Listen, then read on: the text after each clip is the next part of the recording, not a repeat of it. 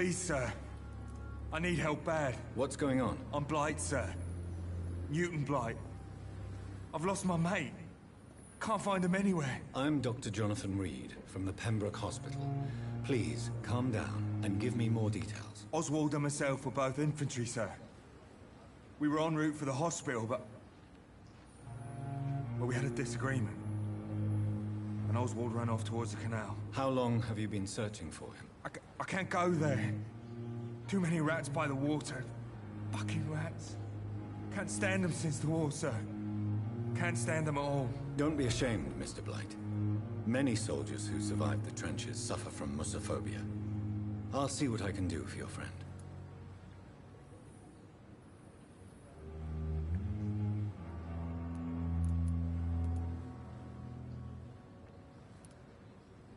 What can you tell me about yourself? I'm Oswald's best friend. We served in the same regiment, sir. We've taken care of each other since we came back from the front. This is a dangerous part of town. What are you doing here? We were looking for the Pembroke Hospital. We both need help. Treatment, I mean. To get some sleep. Just need to feel better, sir.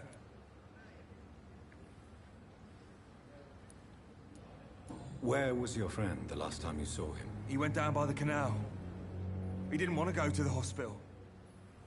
I think he went to the sewers on purpose. So I couldn't go after him.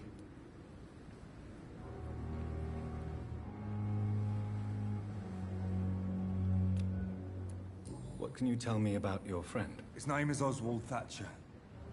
We survived the war together. Oswald is nervous and quite fragile since we came back from the war.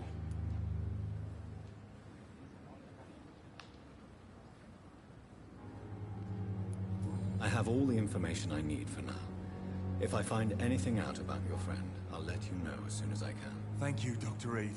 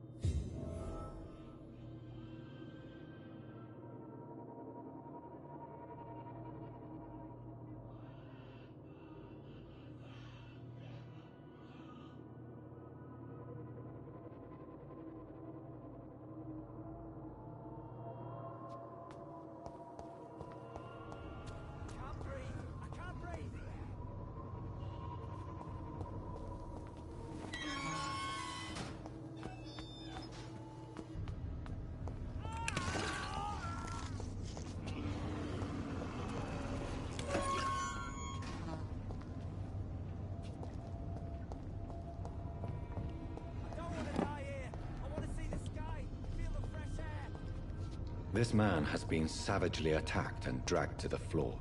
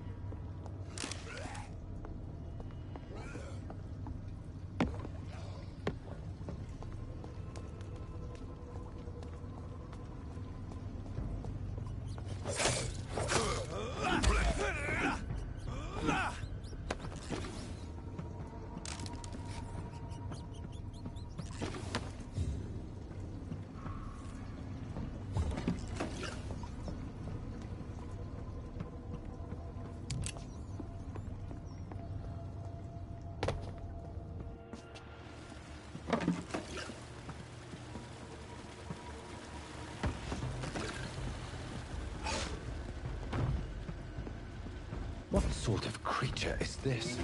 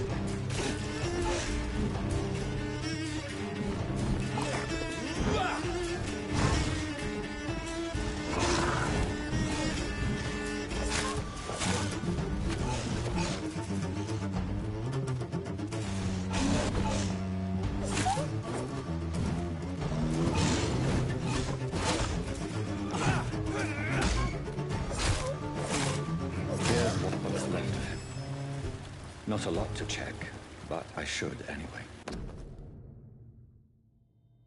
Some voucher for a free checkup in Whitechapel. What is Nurse Crane up to?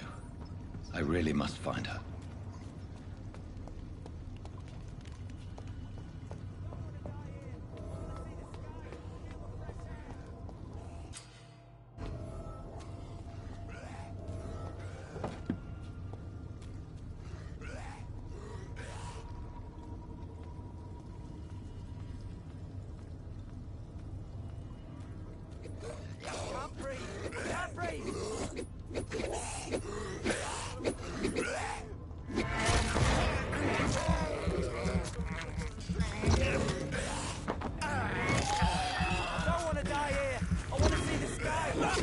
fresh air!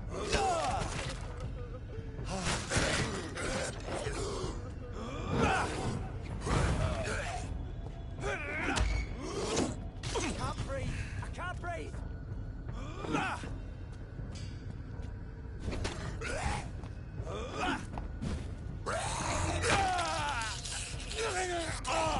I don't want to die here! I want to feel the fresh air!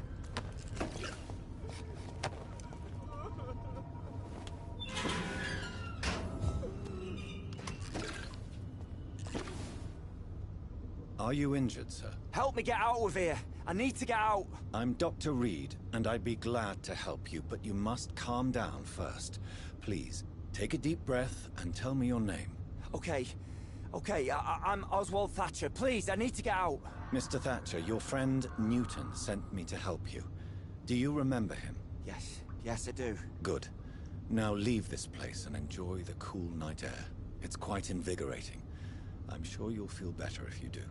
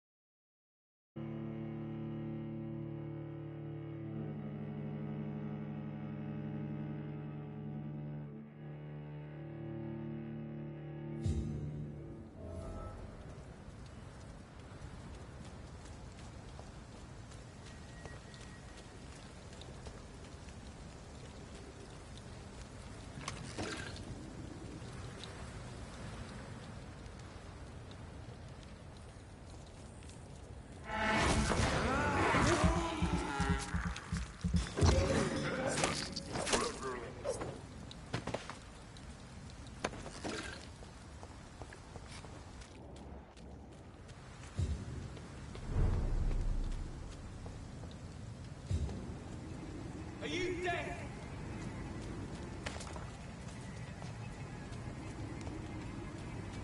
Elise! Elise!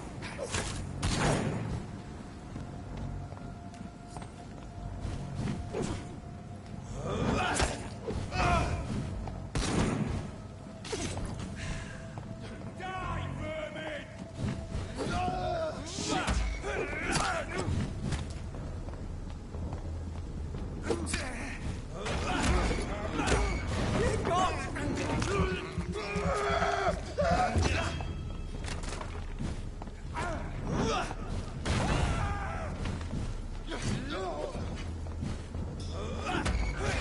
Cross the leech, boys!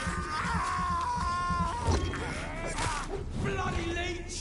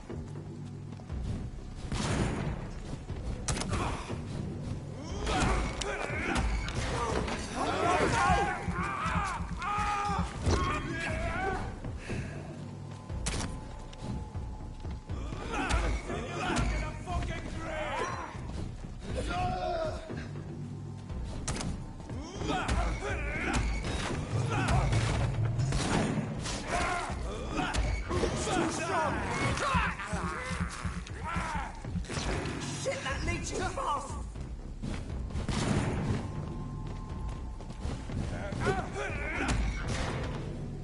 This one's mine! Kill the vermin! Filthy fucking birds! Bloody monster!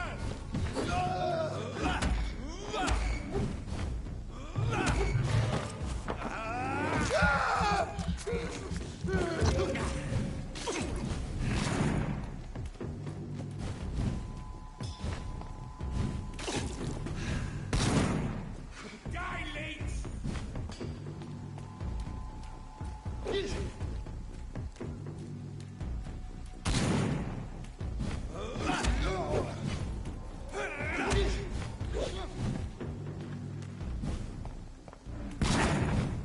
You're mine!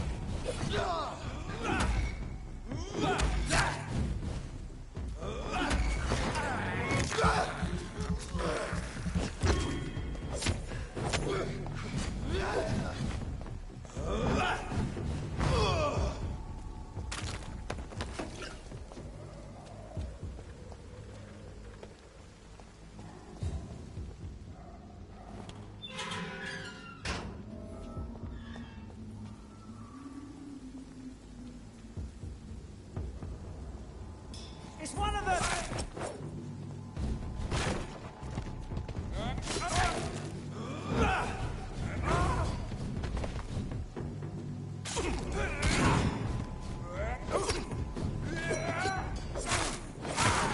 Look, he's dead!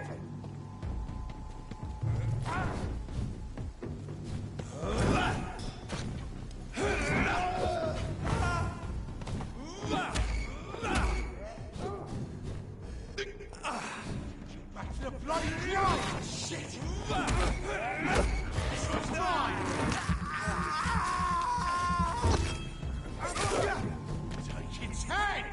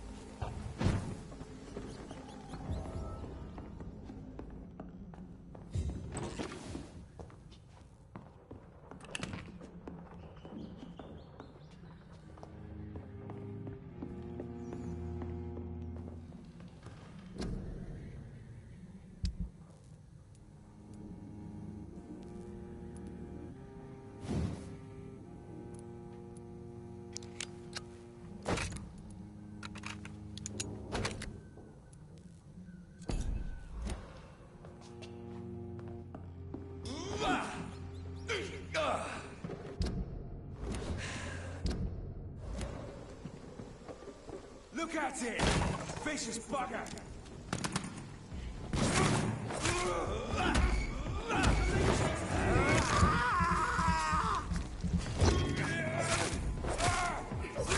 I'll kill it!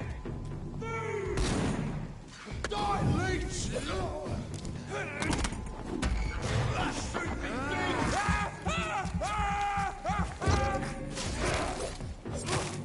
filthy fucking beast!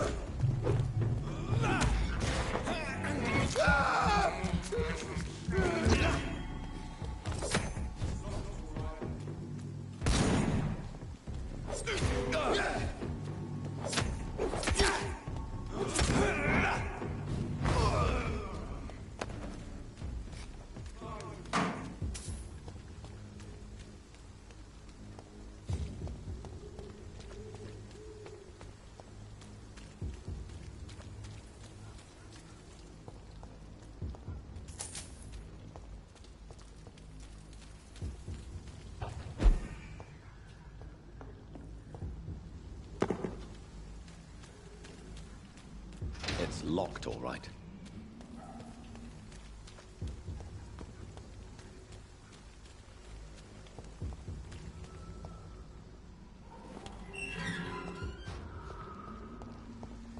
Whitechapel.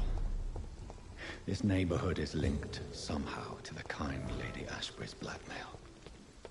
First, let's find this Petrescu fellow.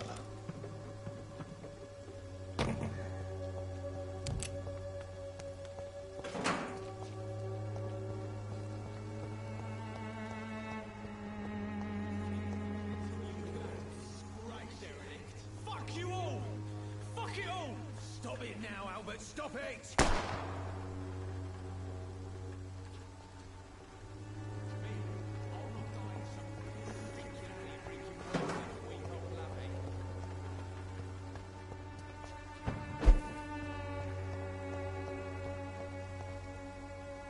Are you all right? The bastard hit the wall next to me. I don't even know if he meant to miss. If you've been hurt, I can help you. I'm a doctor. Name's Albert. Remember it. Now bugger off.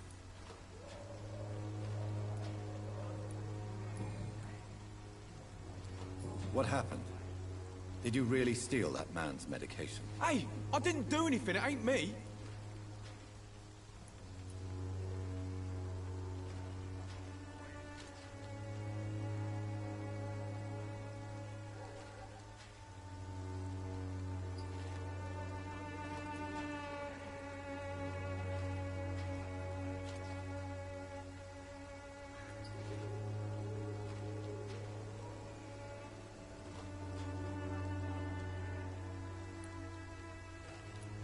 Medication and drugs are a rare commodity in East London.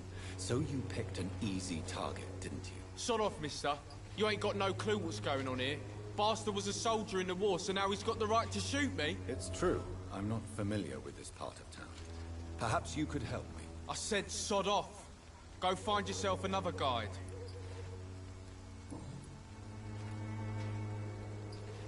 Do you know Nurse Dorothy Crane from the Pembroke Hospital? If you know anything about her, I'd appreciate it. Never heard of her. She's pretty, I'll keep an eye out.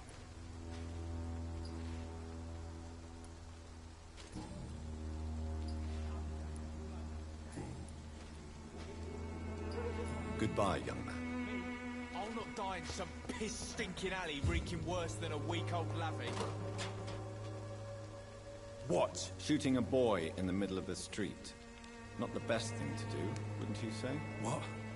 You saw what happened? Who are you? I'm Dr. Reed, and I'd like to ask you a few questions, if you promise me to set your gun aside. No. Look, I'm not a violent man. I'm Benjamin Palmer, doctor. And no one can help me. Not even you.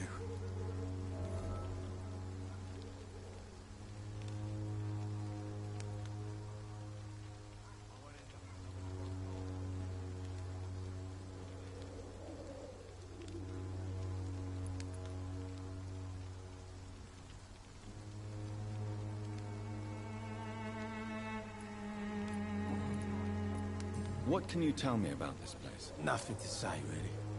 This is where I used to live, and this is where I live now. You don't have anywhere to go? No family that would welcome you? Not since the death of my wife, Albert's mother. She was sick, you see. Long before the flu and all this shit. You mean you used to have a better life? Yeah, I had a wife, a home, and a job. I even used to have a name. And now I'm just Ben. Ben the Tramp.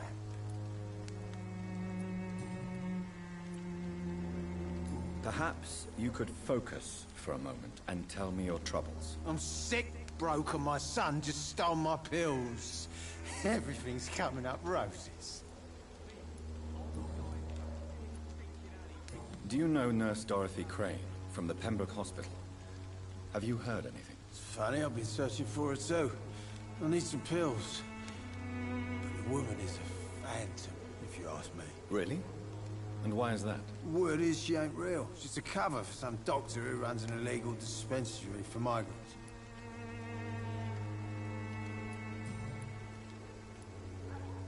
What is it, Benjamin? It was the war, wasn't it? Your nerves are shot, aren't they? I need some answers, Private. From one soldier to another. The doctors called me a liar. A coward. Put me in a straitjacket, locked me up.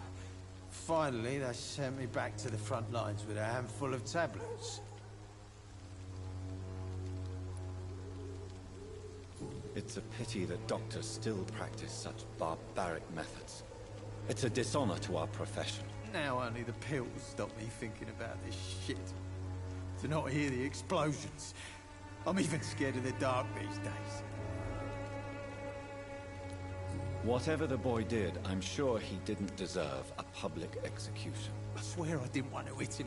It's just that I'm sick in the head, you see, and the boy just frayed me last nerve.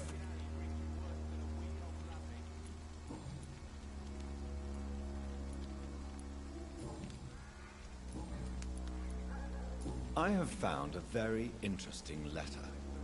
Your son planned to prove his worth to the gang by stealing your medicine. Oh, I see. So the little bugger thought he could use his dad to build a reputation. The gang's recruiter was dead when I found him. Perhaps you should take better care of your son. I love my Albert, sir. Believe me. It's just... well, I'm an arsehole, I suppose. Anyway, thanks for the letter. This is for your trouble. A gun, alcohol, and a bad temper make a terrible cocktail, sir. Goodbye for now.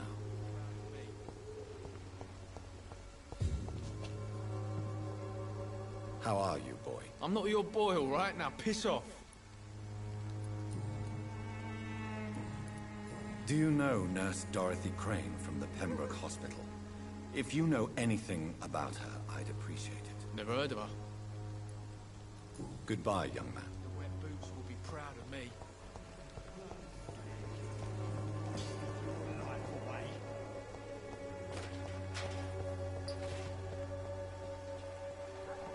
Good evening, miss. Good evening, sir. Are you interested in a miraculous cure for this unknown and deadly epidemic? Actually, I am. Then you have come to the right place. The famous Swanborough cordial is all you need to help keep you in perfect health. Oh, really? Why didn't I hear about it during my studies? I'm Jonathan Reed, by the way. Dr. Jonathan Reed. Ah, my brother has spoken of your research, sir. I'm Loretta Swanborough, and it's always a pleasure to meet a fellow healer.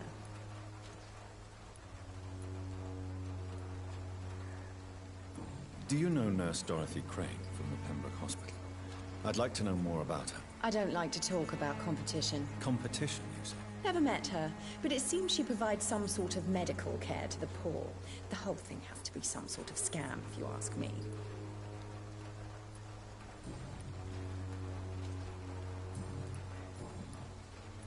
Tell me, who intrigues you most in Whitechapel? The region itself is something to see, but I would say Camellia the mute florist who gives away her flowers.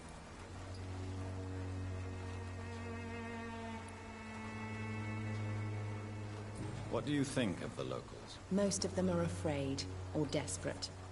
They all come to me eventually for my remedy.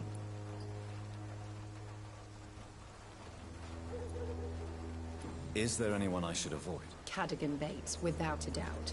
The bloody bastard remorselessly exploits poor migrants as soon as they get here.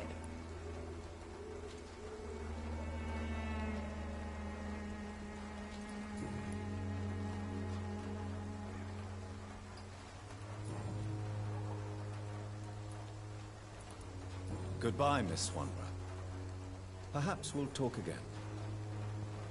When science fails you, this elixir will give you faith again.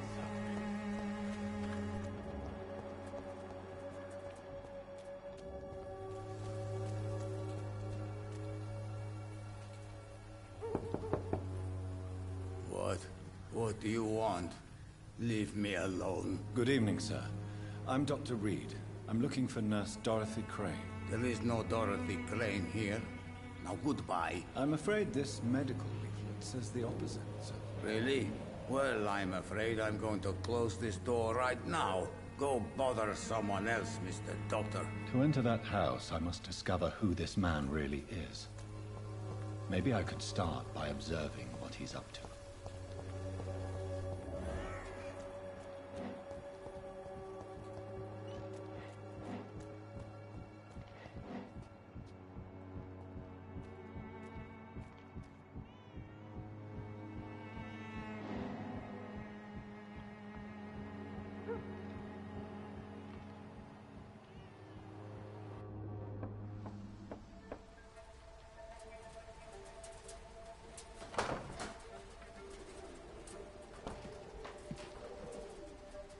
Strange man was at the door with a pass for our medical facility. I refused him entry. Darius, how could you know he didn't need our help? His clothes were too finely tailored to be for Whitechapel. Perhaps just a friend of that stray poet who is always about. Richard Nithercott? No, not of the same cloth, this man. I suspect some machination from that journalist. Clayton Darby. Is he still asking questions? Yes. I saw him drifting around St. Mary's Church. I swear he is tracking me, just downwind.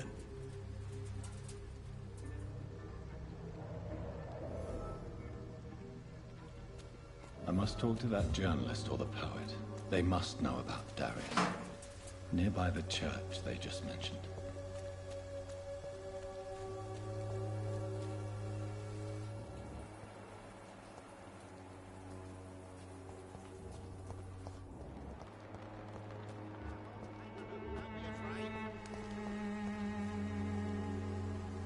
Welcome, sir. Please, take a browse of my wares. I am Dr. Reed. I would like to ask you a few questions, if you don't mind.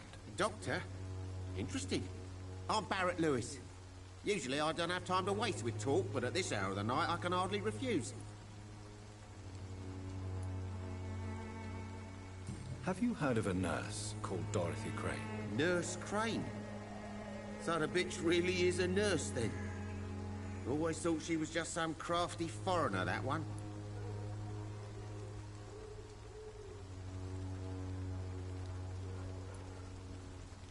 Yes, she's a nurse, and quite a good one. What did she do to gain such notoriety? Dorothy Crane ain't even a real name. Something like Dorothea Craniu. Something like that.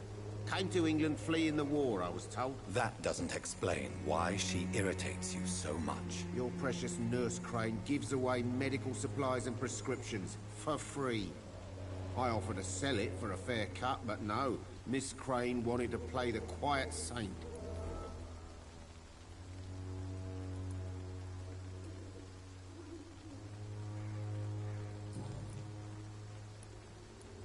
How is business around here? Business? I had no business. Between this racket, theft, and customers getting scared, I'm losing money every day. I see. Sounds like you blame someone in particular for your situation. It's no secret Joe Peterson spends his time harassing merchants. But with me, he's trying to put me out of business once and for all. As a merchant, you see Whitechapel every day. Have you noticed anything out of the ordinary recently? What you mean besides the epidemic, the war, and all the usual crap? As long as I can remember, this part of town has been a bottomless pit, and no sign of the bottom yet.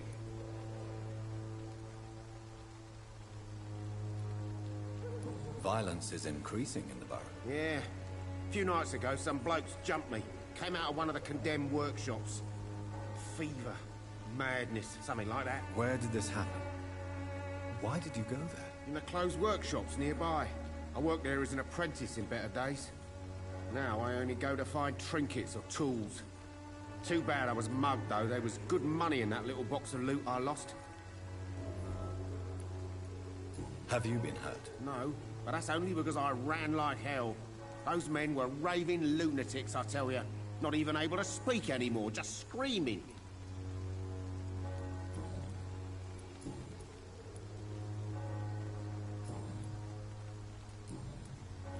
Goodbye for now, Mr. Lewis. Excuse me, sir.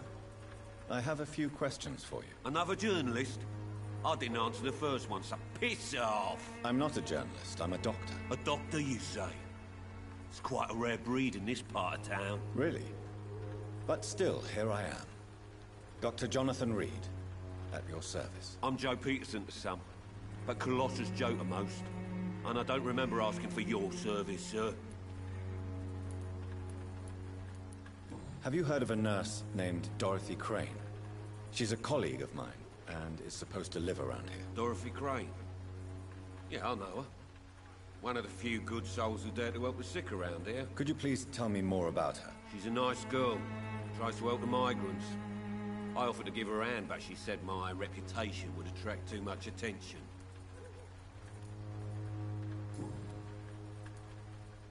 According to you, physicians are scarce in this part of town. Why is that? Not familiar with this neighborhood, are you? I guess your fancy colleagues are too afraid of being stabbed in the back. This part of town does have quite a reputation. Would you say it's justified? Totally. Look at me, for instance. I always look my opponent in the eye before knocking him out. May I ask what you do around here? I do whatever I want, and sometimes even more. Now sod off. How did you become the local bully everyone is afraid of, Joe? There's no pride in roughing up poor bastards. But this is the only job I've found. And it pays well, too. A job?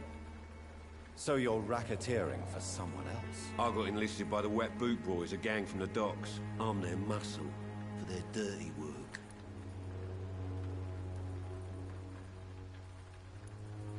You are a criminal who endorses criminal activity. The least you could do is stop hiding behind this pretense. I don't care what you think, sir. I do what I have to do for my own reasons, and that's that. I'm not sure Mr. Lewis would agree with your by all means necessary philosophy, sir. Oh, do you really think he's the poor victim here? Barrett can be as sneaky as anyone. Long ago, I even called the bastard my best friend.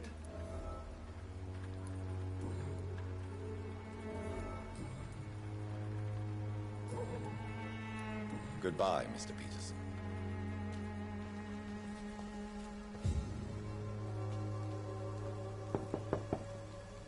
Hello, young man. I'm Dr. Reed, and I would like to ask you a few questions. May I enter, please? Sorry, no, sir. My father does not like people entering our house, you see. Your father is worried about you, boy. He asked me to look for you. So my father actually worries about me then? Okay then. Come on in. I'm Harry, by the way. Is there only pain and suffering in this world?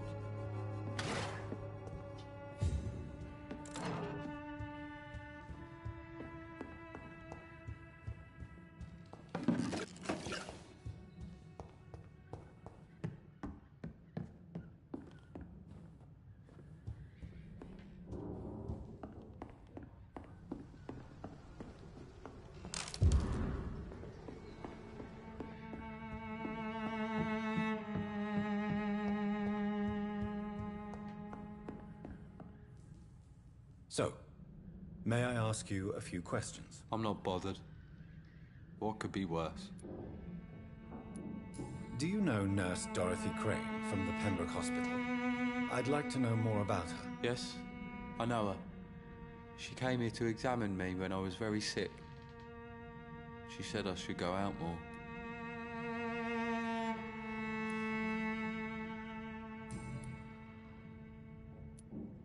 How do you feel? I'm fine. I mean, it's not easy every day, but I'm fine. I'm just tired of being sick all the time. If only I could be tough like... well, you know. Speaking of which, what can you tell me about your father? My father is an idiot who makes idiot things. That's all I have to say. Forgive my bluntness, young man, but you don't seem happy living in Whitechapel. Why should I? I never wanted to come here in the first place. It was my father's decision. And look around you. Does this look like a nice place to live?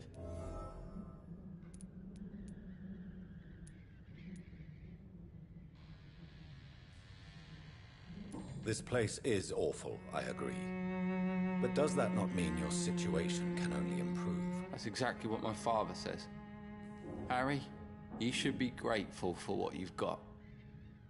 I wasn't even consulted when we moved here. If life here is so terrible for you, why don't you just leave this place? Have you ever spoken to your father about it? I don't go outside. It terrifies me so. I went outside once without my father noticing and I saw terrible things. Bloody and frightening things. So that's why you stay at home all day?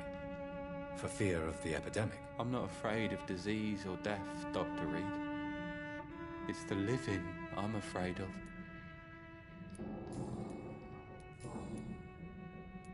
Your father and Mr. Lewis used to be good friends. What happened, Harry? I was young then. I don't remember Mr. Lewis ever coming back again after my mother died. Or was it after my father started bullying him?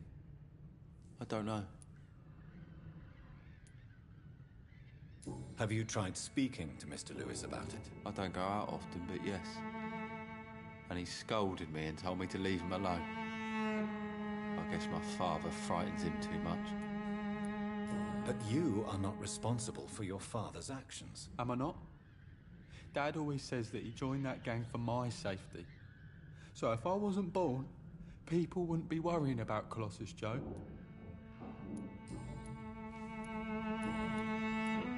Goodbye, young man. Take care of yourself. Even my dreams are soaked with gloom.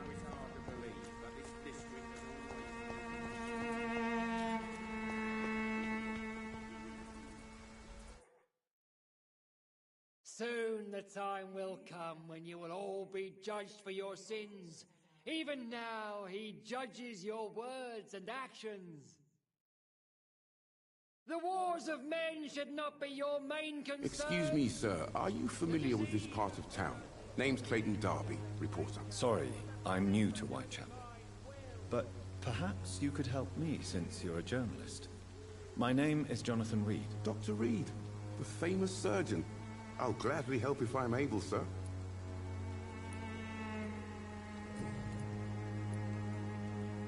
What is a journalist doing in this borough after sunset? He goes where none of his colleagues would dare to go, to inform the country. So you risk your life to reveal the truth. I saw many reporters do the same during the war. Whitechapel is the crucible of so many untold stories and tragedies. I want people to know them. That's quite honorable of you. But is the public interested? Not at all, sir. And that's why I'm an independent journalist, hoping to sell some stories. Why are the newspapers keeping silent about the Spanish influenza? It's as though none of you care. There's a war going on. People shouldn't be demoralized by news of deadly diseases. It's a disgrace. People are left to die alone. No one is properly informed of the risks. These are bad times indeed. So much for the glorious British Empire. Have you any idea of the danger you face in these streets at night? I've had to run and hide more than once from frenzied mobs incensed by the fever. Do you think the flu is really responsible for this, Doctor? That science is unable to explain the facts doesn't mean there is no rational explanation. I confess, I share your point of view, Doctor.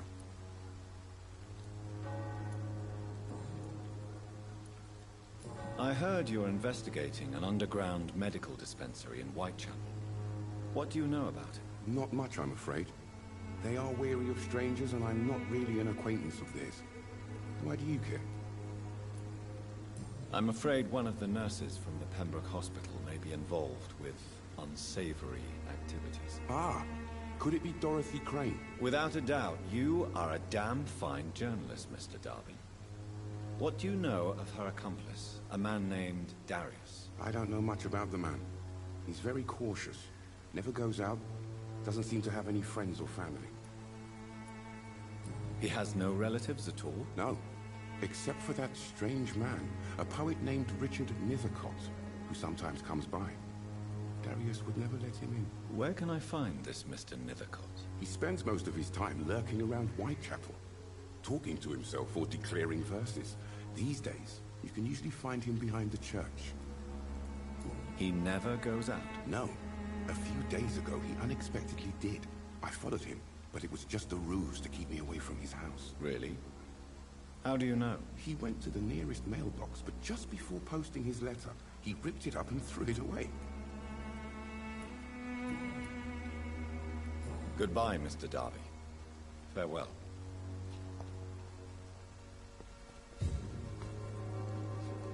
Forgive my interruption. Do not apologize, my son. Father Tobias Whitaker is always happy to teach mortals about the incoming Armageddon. I am Dr. Jonathan Reed, and I just have a few questions. A scientist? You are much more lost than I thought, my son.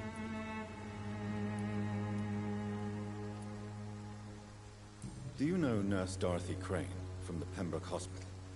I'd like to know more about her. I don't like the liberal ideas of nurses, but I especially abhor that Nurse Crane you mentioned. So, you're not exactly a fan of Florence Nightingale's work. But nurses are essential for modern healthcare. Nuns should be the only women allowed to take care of male patients. It's obvious only they have the necessary moral fiber. Why do you hate Nurse Crane more than other nurses? Before coming to London, she was a member of the communist resistance in our country. That's what happens when you let a woman get involved in politics.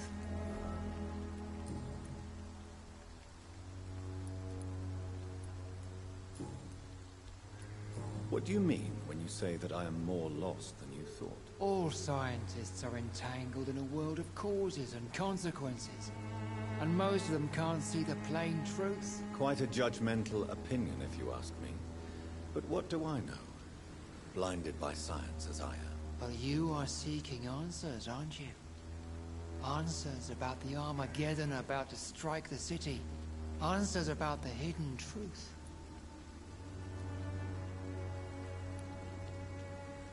Well, I suppose I can spare a few minutes listening to your so-called truth.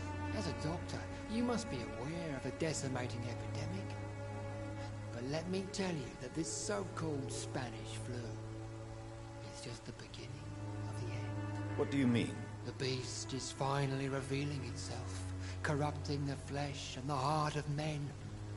With my own eyes I have seen them, those minions from the abyss.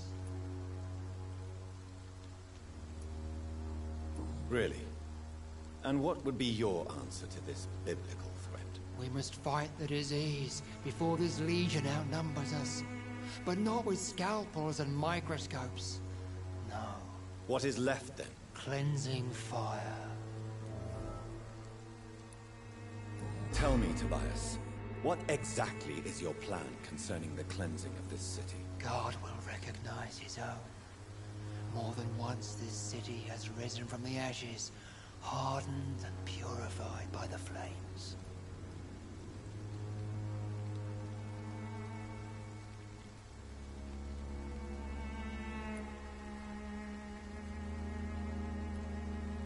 Fire is just the instinctive answer of a caveman facing something he does not understand. This is the 20th century.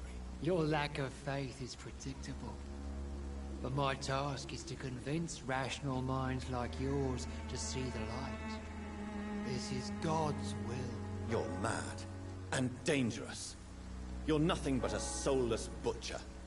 A small-time Torquemada. The Savonarola of Whitechapel. My son, if you think salvation is a free gift, go listen to the lies of that pompous fool, Joseph. Joseph, a fool? Vicar Larrabee of St. Mary's Church.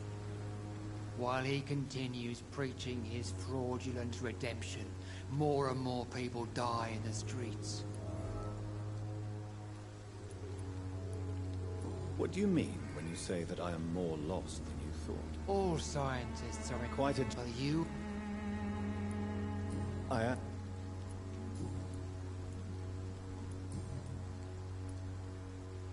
Have you any friends? No. But I have a disciple I see as my son. He is so devoted.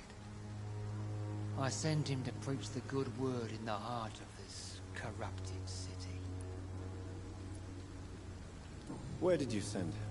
I sent Samuel to the Stonebridge Cemetery, where the pestilence and evil grows night after night.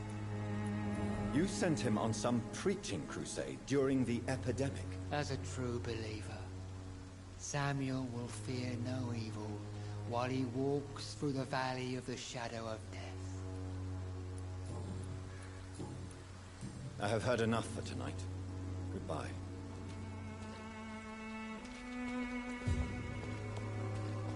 Would you like me to revive you?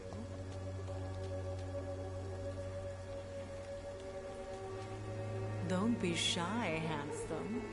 What can Christina do for you? I'm not looking for what you're selling. But I'd like to ask you a few questions, if I may. I'm a doctor. Dr. Reed. All right then, but be quick. Though I usually get paid when I open my mouth. Do you know Nurse Dorothy Crane from the Pembroke Hospital?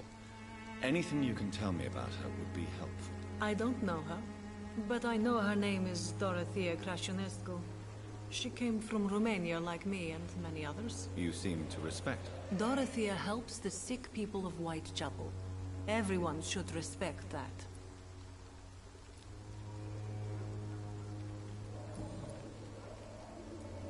Christina, have you been examined? The epidemic is spreading fast in London, and you could be exposed. Or expose others. I don't like doctors or hospitals, but I don't like you asking questions. Considering your line of work, I assure you it is only a matter of time before you have health issues. If it is going to happen, it will happen. Right now, I need money. That's what's important. You can put your own life in danger, that's your decision. But what about your clients? If you're contaminated, you will put them in danger too. And you think that would worry me? If you knew the men I deal with, their health would not be what you'd worry about. Clayton Darby claims he will expose the crisis in Whitechapel to all of London.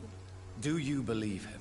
I believe Clayton's courage will erode with time, until he finally leaves Whitechapel to start another fight somewhere else.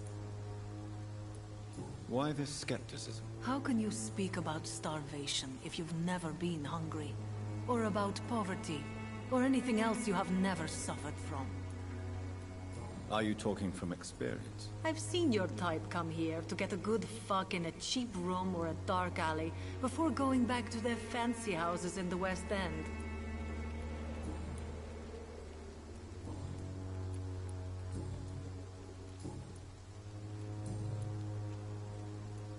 Tell me about yourself.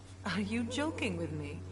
People don't usually come to see me for conversation. I have no interest in your work. I am, however, curious as to what led you into this career. Short story. The war, exile, and England. This country is not especially welcoming. I've been refused many jobs because of where I am from. I had few options left. I always thought I was the master of my own fate. But now I know we don't always have control over our lives. I don't judge you. You know, this money is not only for me. I have good reasons to need this money quickly, but it is not your concern, Doctor. Goodbye, miss. Take care of yourself as best you can.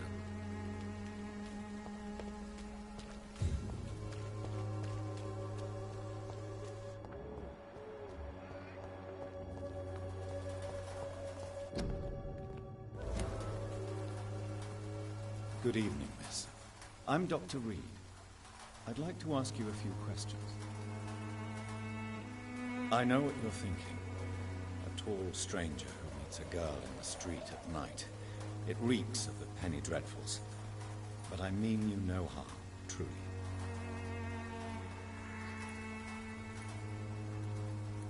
Melia, I know you work for Dorothy Crane. Please tell me about her secret dispensary.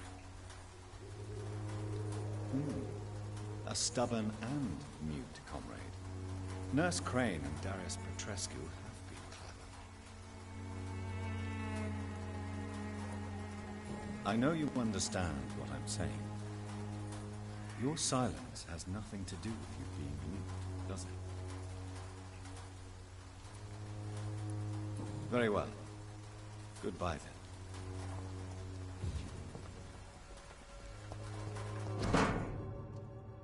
The content of Darius' letter to his children could give me more leverage to enter.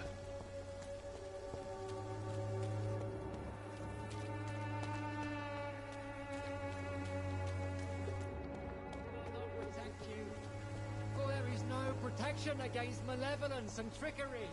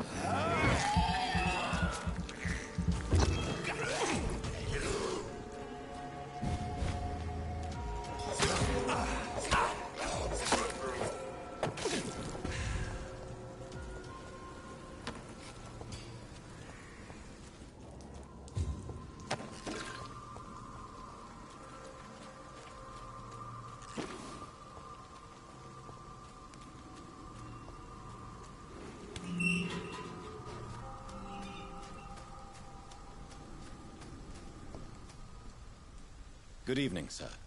I'm Dr. Reed. I would like to ask you a few questions. Please be my guest. Although I may not be the best informant regarding this part of town, my words speak about that which the eyes cannot see. Really? Are you an artist of some kind? I'm a poet, sir. Richard Nethercott, at your service.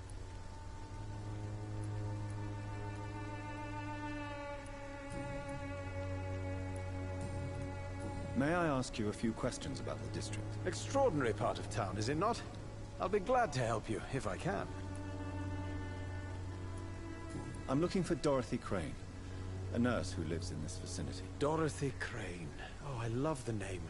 The Crane of Whitechapel. Sounds very mysterious. But, sorry, no, never heard of her. What can you tell me about an old man called Darius? Darius Petrescu? Yes, I know him. At first, I thought he was only a small publisher. I invited him to publish my work, but his reaction was pretty clear. Not interested in your talent? Darius is an old political activist who takes delight in printing tracts and lampoons. Those communist activities only require mediocre writing skills.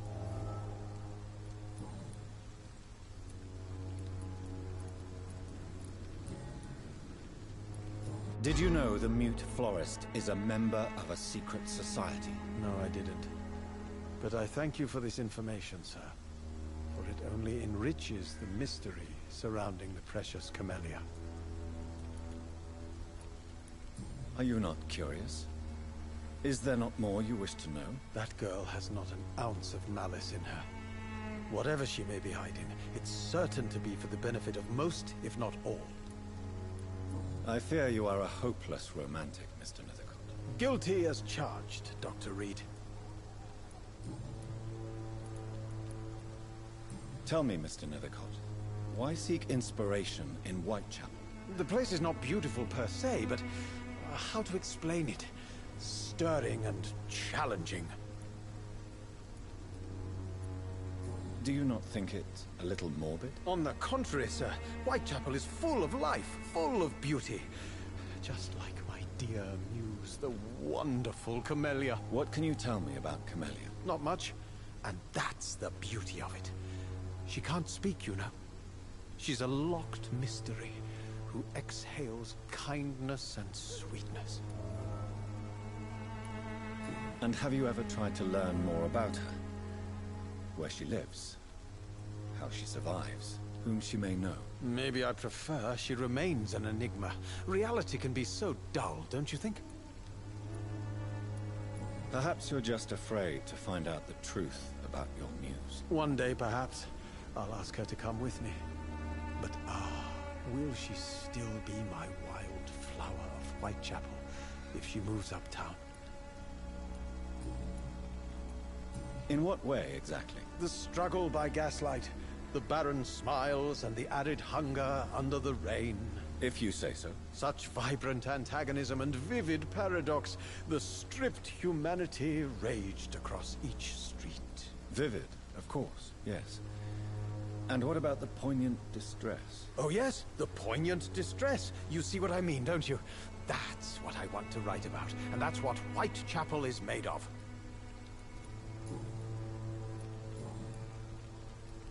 May I ask you a few questions about the district? Extraordinary part of town, is it not? I'll be glad to help you, if I can.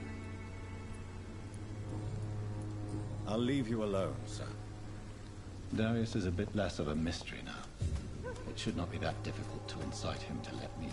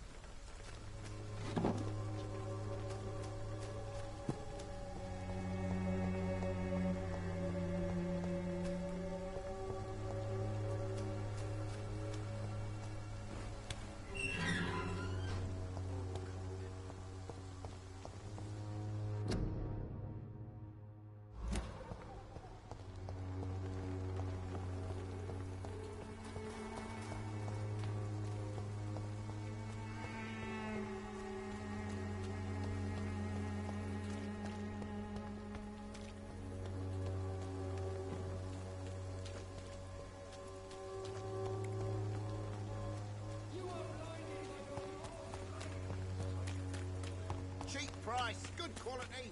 Come on.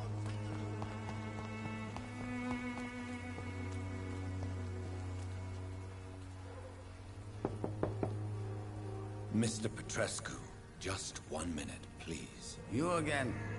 Go away. Sir, wait. Stop this nonsense. I know Nurse Crane is here. Shall we speak man to man, you and I? All right. Speak up. Don't you see we're on the same side? We fight to help the poor, sick, and abandoned. I'm nothing like you, Mr. Doctor. Yes, you are. You too believe in providing medical care without charge. You know what we have to sacrifice to make the world a better place. I have to admit your words have conviction. All right, I'll let you see Dorothea. Don't make me regret this, though.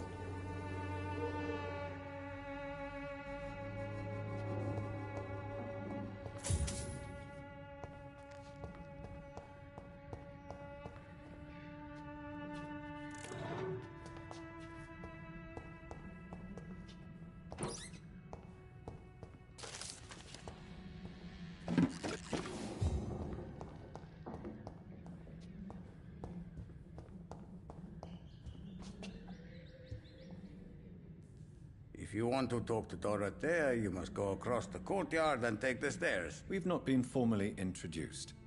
May I ask your name and occupation, sir? I am Darius Petrescu. I'm here to keep snitches and spies away from Dorothea. And I also run this little print shop. So Dorothy's real name is not Crane? Like myself and many people in this area. Dorothea is from occupied Romania. That's all you need to know. She seems important to the community. More than you can imagine. The West End does not want to hear of Whitechapel's misery. Dorothea is one of the few doing something about it.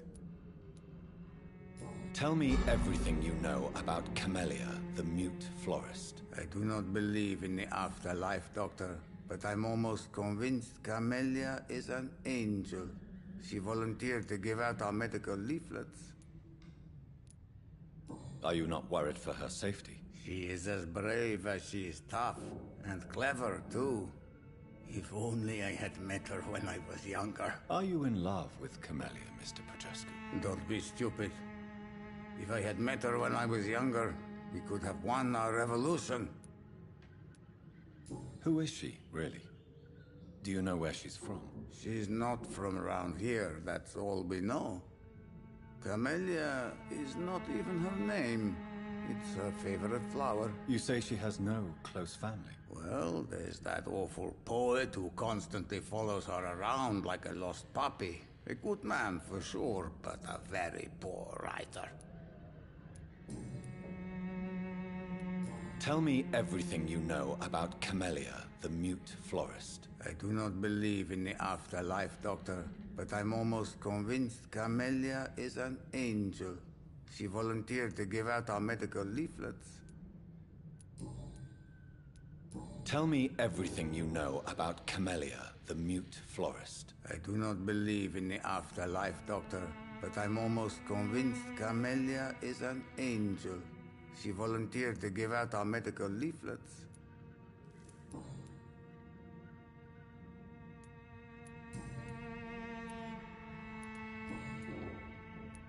I know you fought for your country when it was occupied, Darius. Tell me more about it. I know my days are numbered, and I know I won't see my homeland again. But I fought for Romania all my life, and I will until my last breath. But Romania escaped the grasp of the Austro-Hungarian Empire. It's a free country again. But it's not the country I fought for. My homeland is not appeased, Doctor. And I still see a dark future ahead for my people. Do you have any family left, Mr. Petrescu?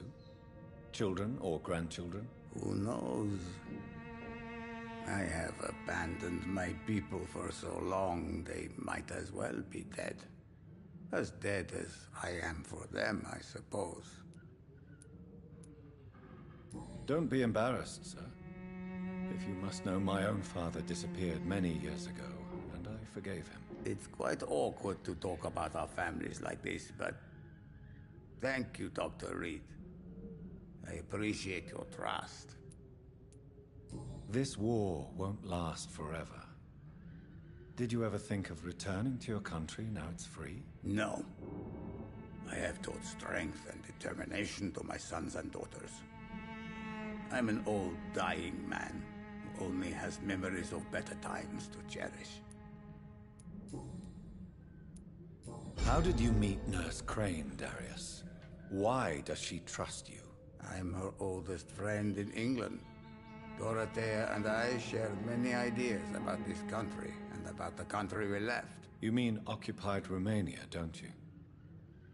Even if not directly, I fought against your enemies. Really? Then perhaps you have more in common with Dorothea than meets the eye, Dr. Reed.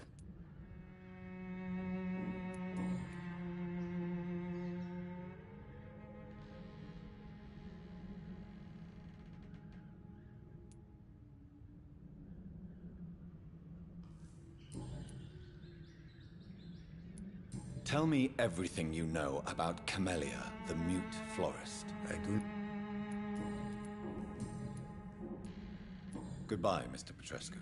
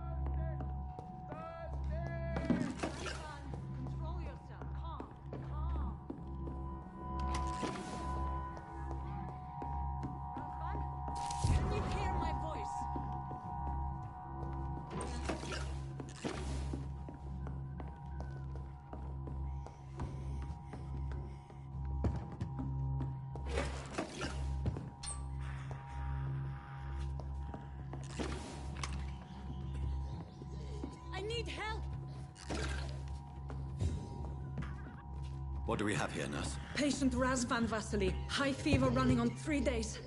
Complaints of dizziness, muscle aches, and head pain. Diagnosed with influenza. Treatment? Aspirin and salicin for the fever and discomfort. Liquids for dehydration, but he's having trouble keeping even water down. Aspirin and salicin, you say? Why not some warm milk and a kiss on the cheek? Where are the quinine salts? Tried buying, borrowing, even stealing. There's none to be found, Doctor. He's not convulsing, he's choking. He's not getting any air. Sculp! Hand me that sculp! What can I do, Doctor?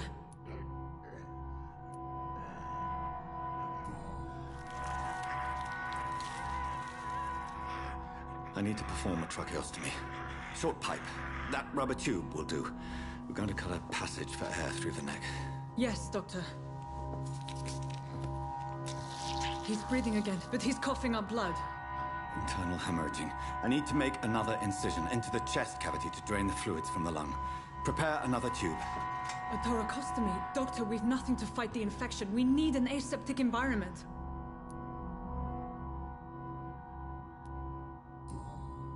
Right then, Nurse Crane.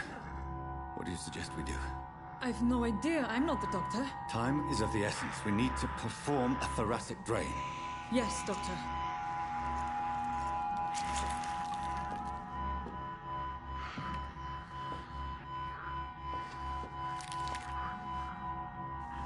He's still bleeding, Doctor.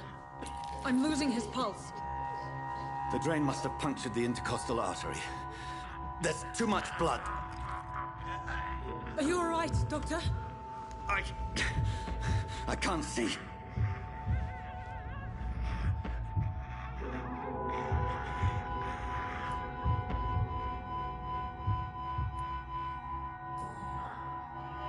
I must first suture the artery. Find the wound.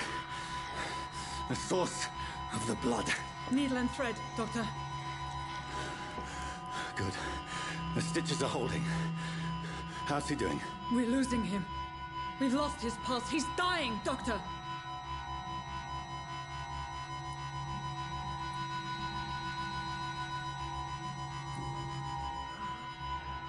A dose of epinephrine, now. Yes, Doctor.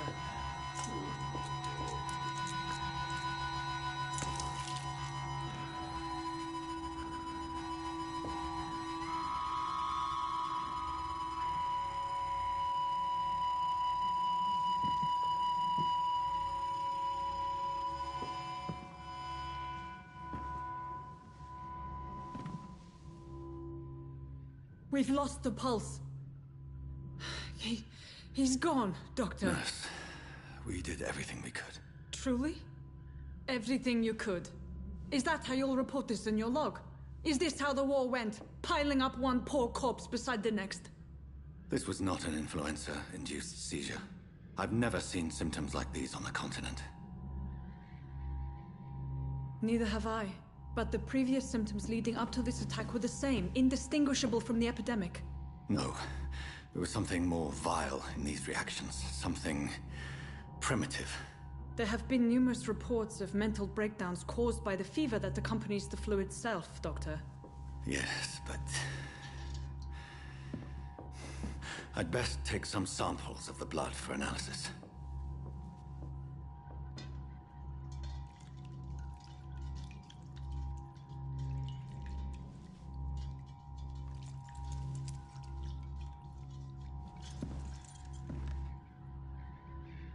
I doubt you're here to test my bedside manners.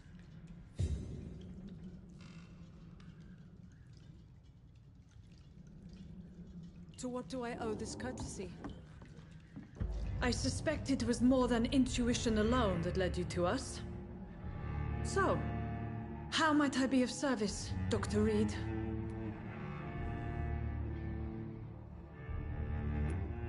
I've come to put an end to this insufferable blackmailing, Dorothy. Doctor, you think your warnings scare me? I've stolen and plied, blackmailed and lied, but what else am I to do? I'm all these people have.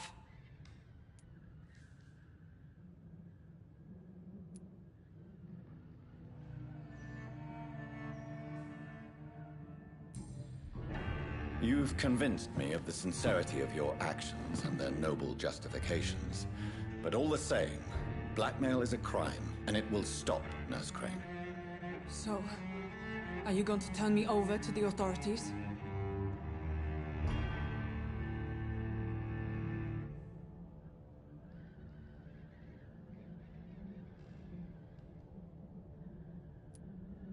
Listen very carefully, Dorothy. You will erase from your memory everything you pretend to know about Lady Ashbury and Pembroke Hospital. Let that rich bitch off the hook over my dead Nurse body. Crane, enough. Listen as if your life depended on every word. I know you've a generous heart who gives freely to those in need, but you shall walk away from the shadier streets of your business. I will never abandon...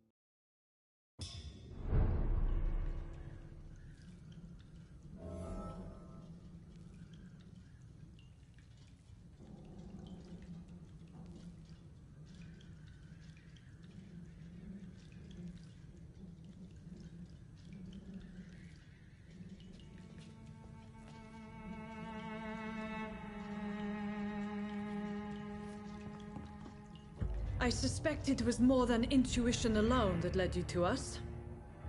So, how might I be of service, Dr. Reed? I've come to put an end to this insufferable blackmailing, Dorothy. Doctor, you think your warnings scare me?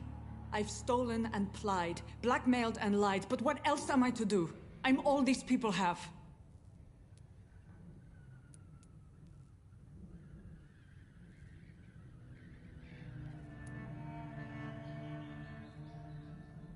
Dr. Swansea is a sensible and honest man. He wouldn't have refused your friend's care at Pembroke. It's easy for you to say, Doctor. These people cannot go to the police, nor to the hospital. They don't even speak English. They depend on me for everything. But why Lady Ashbury? Why her, of all people? She's pristine and proper, all right. But that she-wolf in sheep's clothing murders the poor for sport. I have her where she belongs, and I'll milk her for all she's got.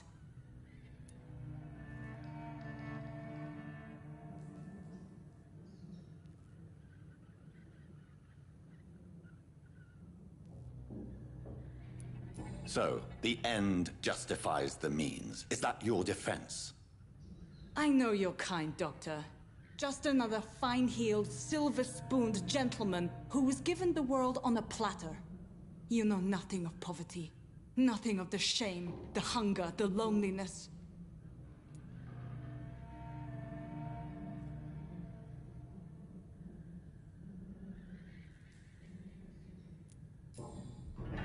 You've convinced me of the sincerity of your actions and their noble justifications. But all the same, blackmail is a crime, and it will stop, Nurse Crane. So, are you going to turn me over to the authorities?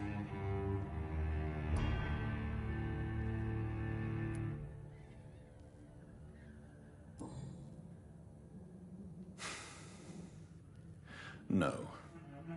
Your place is here. Jailing you would be an even greater crime. So, here is my proposition. I'll look the other way on your little enterprise. In exchange, you will resign from the Pembroke Hospital and provide me with medical supplies when the need arises. Dr. Reed, That sounds like a business proposition. My accomplice, then? No, just a privileged client. My research may require the occasional rare piece of equipment or ingredient. I'll pay good coin in exchange, fair and honest, to help finance your noble endeavors.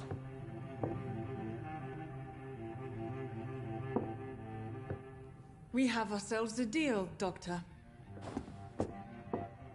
Good customers are always welcome. Yes, Nurse Crane. We have a deal.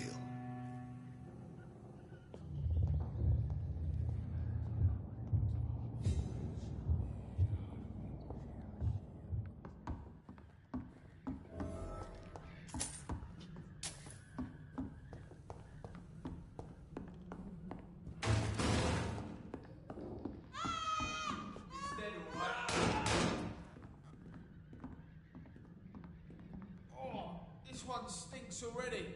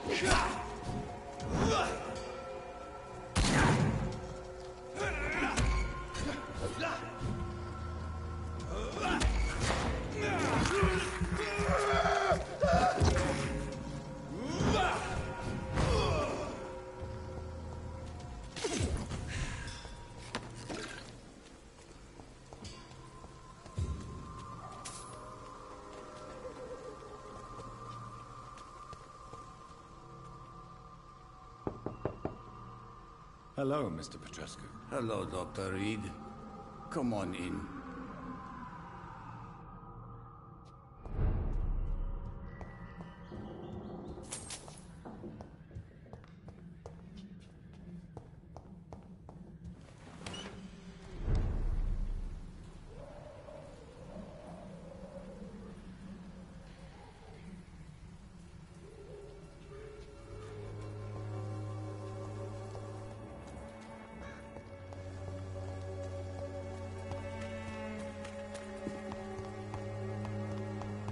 Its effectiveness has been proven by many.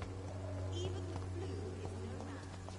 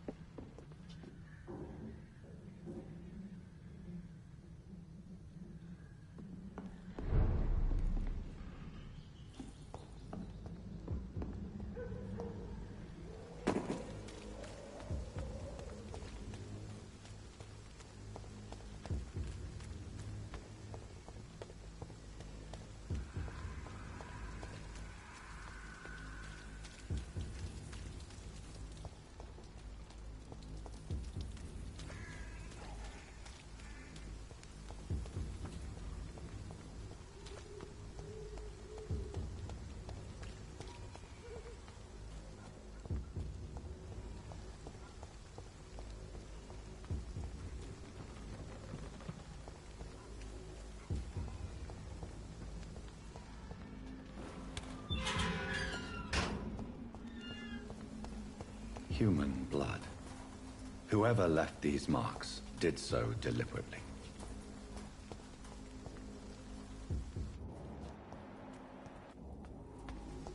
Kill it, boy! Burn it, boys!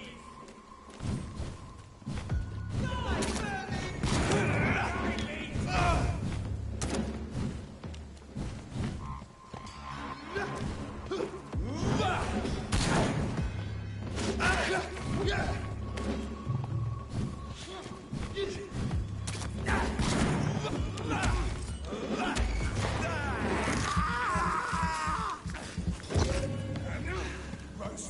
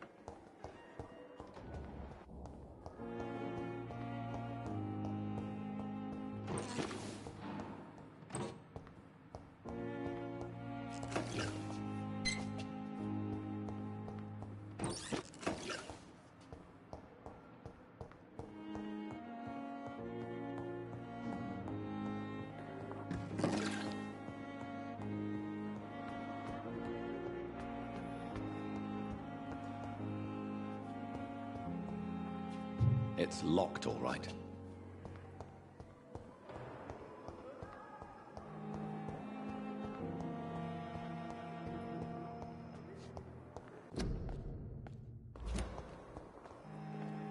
Good evening, Miss Howcroft.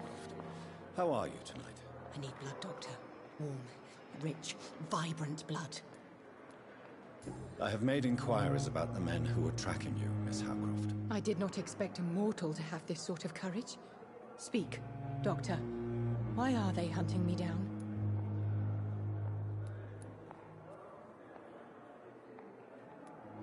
It was a misunderstanding. These hunters were in fact looking for a very different creature, but they mistakenly put their sights on you. I knew it.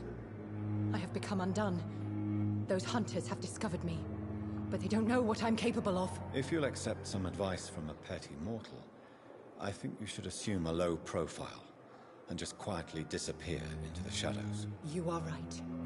And you have served me well, mortal. Take this as a reward for your time. Perhaps I will allow you to drink deep of my blood. One day. Thank you. I'll keep that proposition in mind.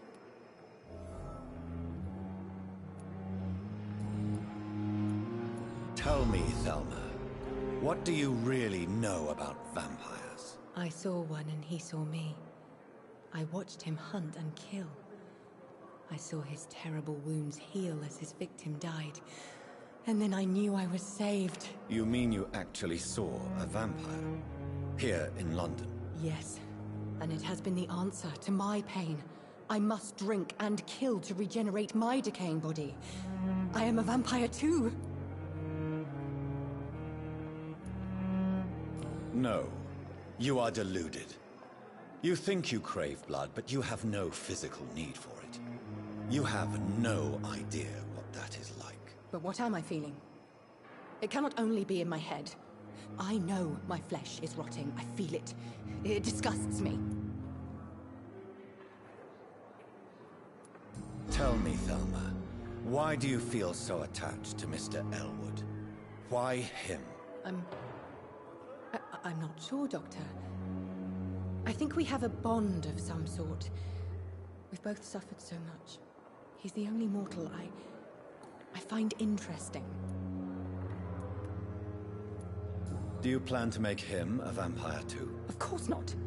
How could I inflict my curse on anybody else? I'm not that cruel, Doctor. Would you say you and Mr. Elwood are romantically involved? No.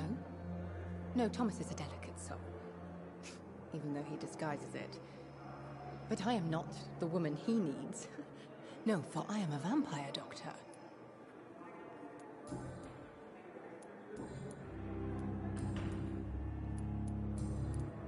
I'll leave you, Mistress of the Dark, to your nocturnal activities.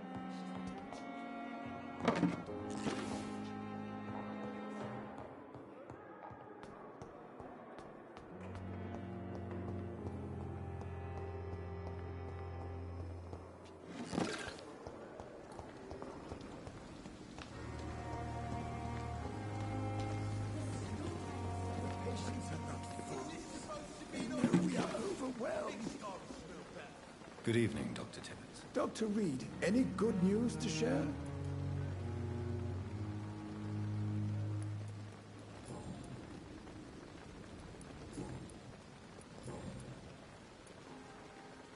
You're exhausting yourself, Corcoran. Maybe you should think about preserving your strength. No. We must keep on healing all those poor souls. We are the last rampart before chaos. Once more, unto the breach.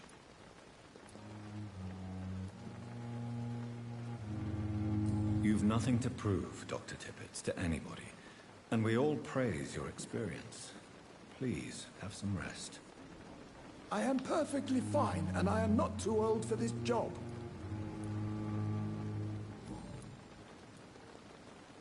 Goodbye, Dr. Tippett.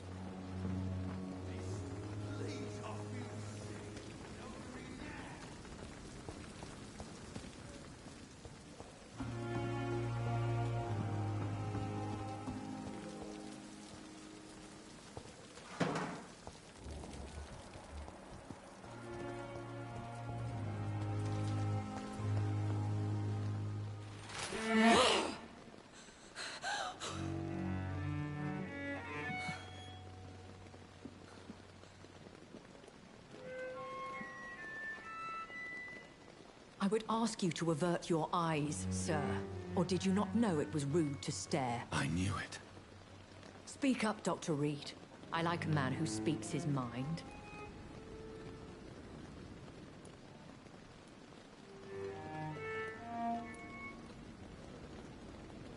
Hiding your true appetites behind a facade of compassion. Bravo. Very clever indeed. Spare me your sarcasm, Jonathan. You are but newly born in this world. No need to apologize, my lady. I know exactly what you endure. The situation is somewhat awkward nonetheless. I have not been observed sustaining myself for many decades. I have to say I'm a trifle embarrassed. Anyway, I have concluded my inquiries concerning your blackmailer. I see. Please excuse my agitated state. Under normal circumstances, I wouldn't let anyone see me in this condition. I must confess I have not put an end to the blackmail, my lady. Unfortunately, I could not bring myself to do it. I'm so disappointed in you, Jonathan. I didn't expect this from you. Lady Ashbury, you yourself admitted how ridiculous the sum of money was. I can assure you, it was all used for charitable ends. Well, you are full of surprises, aren't you, Jonathan? All right, say I trust you, but you will still pay the ransom. That is only fair. After all, it was you who failed to bring this problem to a satisfactory conclusion. I believe I could agree to that. And since a lady always keeps her promises, I will now answer any questions you may have. I don't understand. Why was I created and then left for dead? That is a question only the one who made you can answer. It's not normal practice. I doubt even if you find him, he will answer you, considering how cruelly he treated you. So me being a vampire could have been a mistake. I very much doubt it, Jonathan. Contrary to the legends, it is not as simple to make another vampire by just biting someone. I'd like to avoid creating another vampire by mistake anyway. Tell me, how is it done? The process is dangerous. It could even kill your potential progeny. If you did decide to sire an offspring, they must drink of your blood, Jonathan. I've been hearing a voice talking in my head. Is this some kind of insanity? It feels like the voice of the vampire that created me. Hush. Tell no one this. It would be unwise to talk of such things amongst British immortals. Speak no more of your maker. How could this cause offense? Only the powerful immortals can mentally call to their progeny. No vampire or hunter will sleep easy, knowing that an unidentified elder is stalking the streets of London. Excuse my forwardness, but... are you my maker? Me? Goodness, no. Only a foolish immortal would create a progeny without taking precaution, and I'm no fool. A vampire? Is that what I am? What we are? Such a crude word, defined by penny dreadfuls and drunken hacks. No. You are now an Ekon, and that you shall remain. Are you an Ekon too? Yes, I am. We are the closest thing to what man refers to as vampires. Forget what you think you know about us. So we are Ekons. How can I identify us amongst other vampires?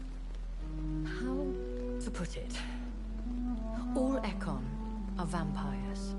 But all vampires are not Ekon. We are but a branch of the immortal tree.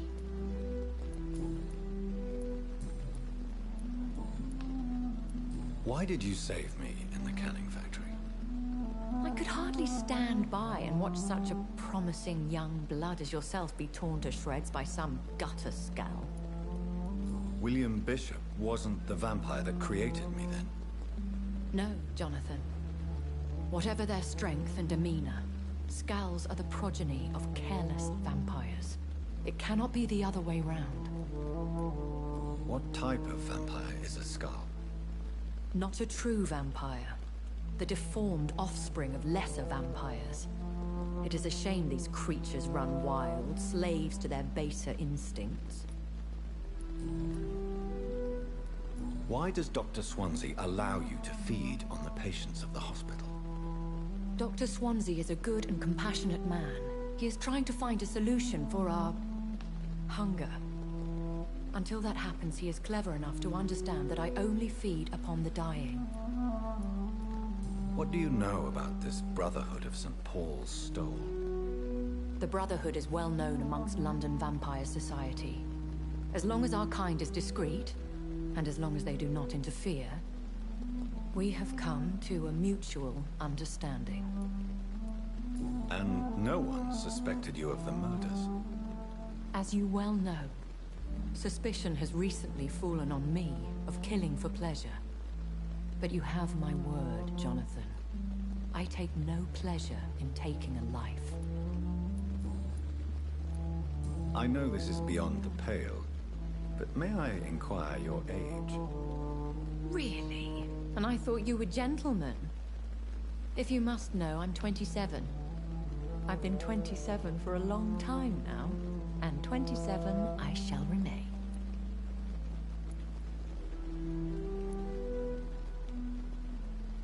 And who bestowed upon you this eternal youth? My maker. He left this isle a long time ago. Very well. But I believe there is more to this than you are saying. A lady has to have some secrets.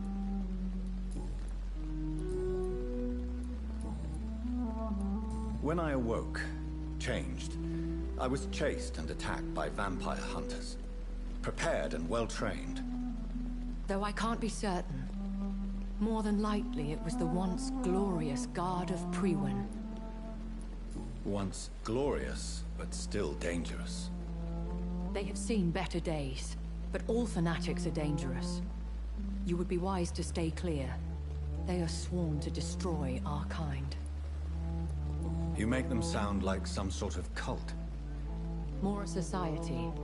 And like all the best ones, a secret society. I thought them almost gone, but it seemed they have been recruiting.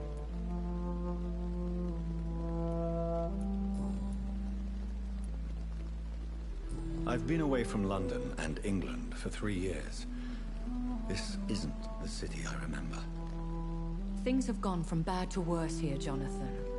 I've lived in this city for a long time, and I've never seen it like this.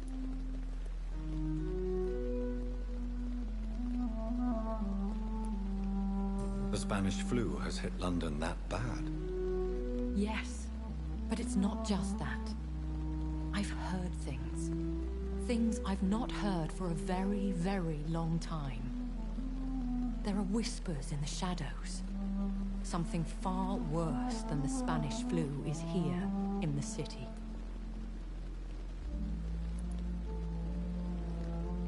What is it you fear? Fear has long since flown this form. But there is something malevolent circling us. I feel fear is merely waiting in the wings.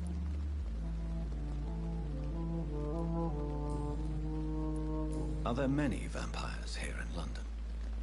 Immortals are of a rare breed, and we often tend to hide. But you may occasionally meet some of us at night. Do you know any of them? Have you an idea of the identity of the vampire who attacked me? You mean your maker? No, Jonathan, I have no clue. But I fear he or she is as careless as cruel. To let you discover your new condition by yourself. What do you mean? Every now and then, you may discover an immortal in the deep of the night. But we are a rare and reclusive breed. Our progeny is almost never accidental.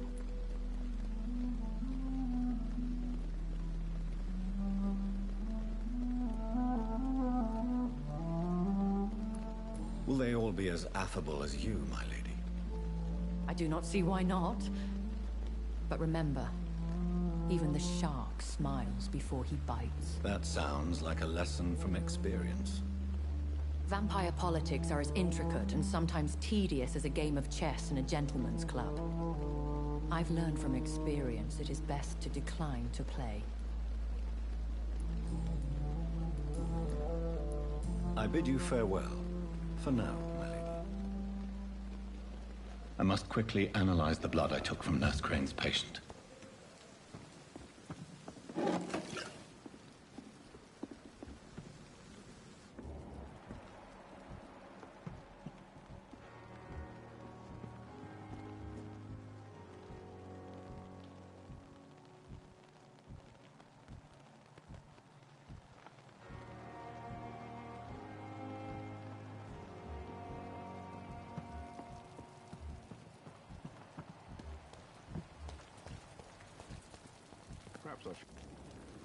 Good evening, Milton. Good evening, Doctor. Still trying to save... I have some good news, Milton. What? The epidemic's over? I retrieved your wallet. With all the money, and a certain picture. Well, yeah, Pippa Hawkins is my girl. So what? Is it the difference of skin colour that bothers you? Not at all, Milton. Good. Please, take this money anyway. To remind you to keep your mouth shut. Not everybody is as broad-minded as you, Dr. Reed.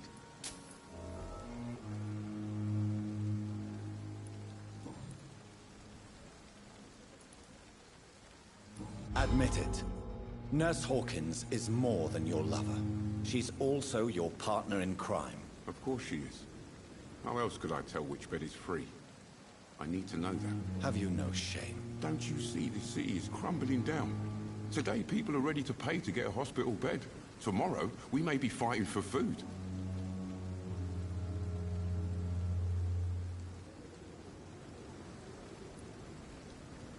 Tell me why you're extorting money from some of the patients here. If a patient wants a bed, he'll have to pay me a little fee. That's all. Where did you get the idea for such an immoral scam? Funny you should ask. The first time it was from a patient who bribed me to get a bed. It's only then I realized I could make a fortune. What's going on between you and Nurse Hawkins? Pippa's tired. Tired of all this shit. Tired of all those corpses piling up. She's as depressed as I am. During the war, I witnessed a few couples just like you come together in difficult circumstances.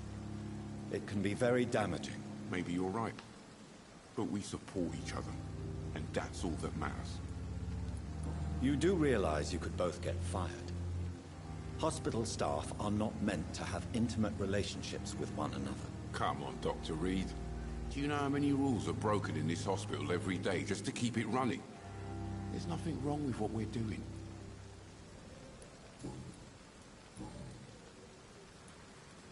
I'd like to see your goods. Wise choice, Dr. Reed. A reliable gun is what everybody needs these days.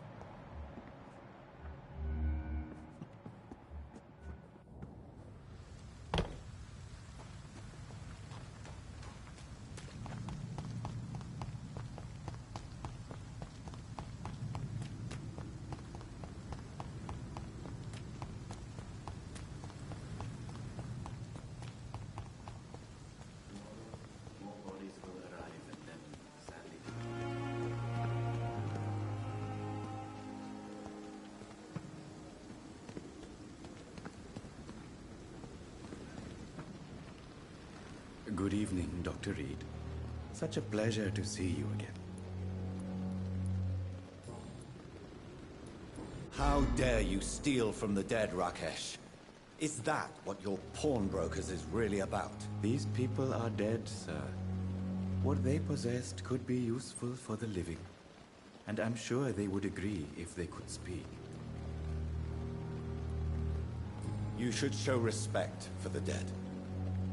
What about their loved ones who may treasure these items you sell? The bodies I watch over are the unwanted and undesired, sir. I would never deprive anyone of their family artifacts.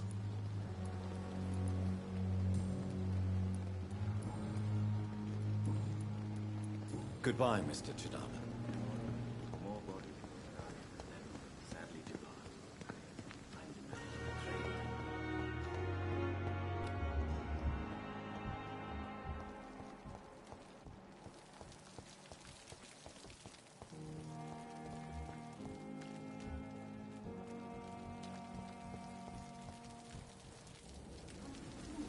Good evening. Dr. Reed. Goodbye, Dr. Tibbets.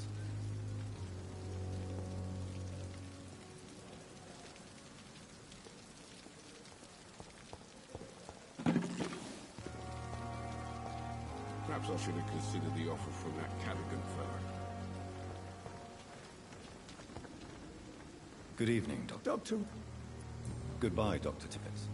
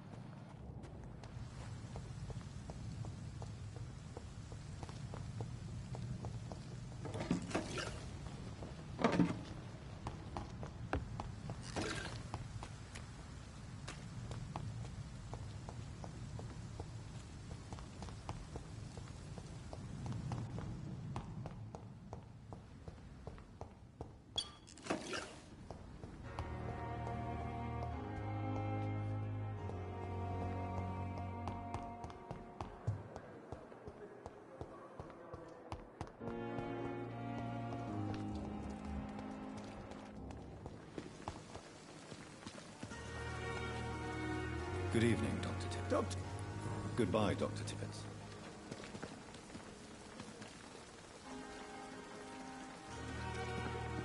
Perhaps I should have considered the offer from that Cadigan fella. If only I were young again. Good evening. Doctor. Goodbye, Doctor.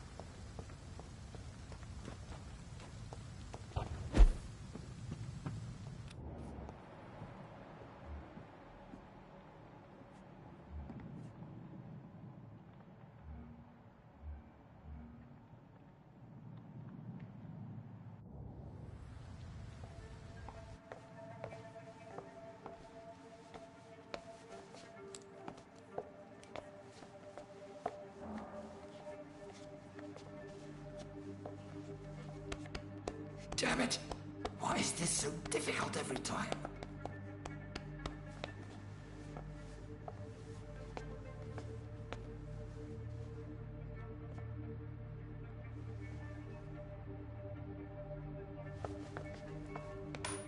That is better. That is better. I will make it through one more night.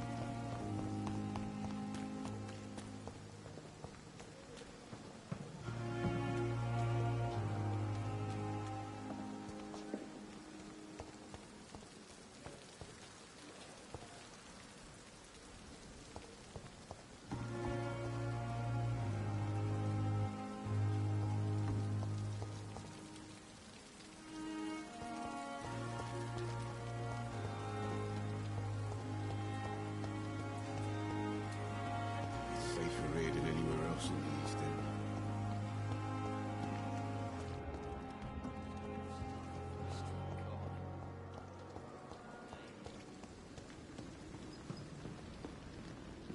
Good evening, Nurse Brannigan. Good evening, Doctor.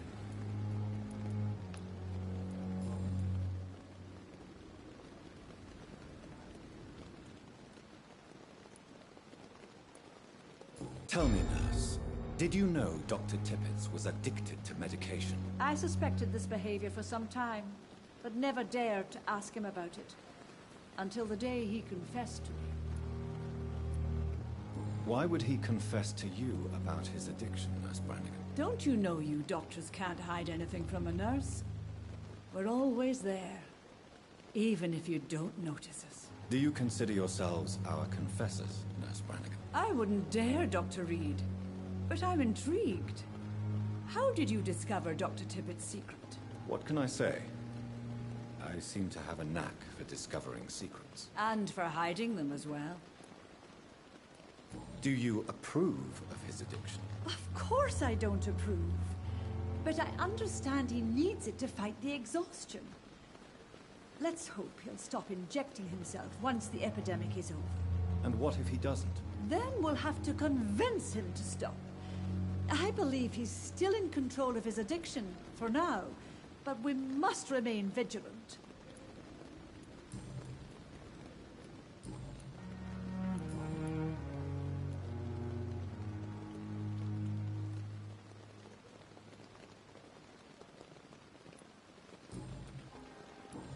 Goodbye, Nurse.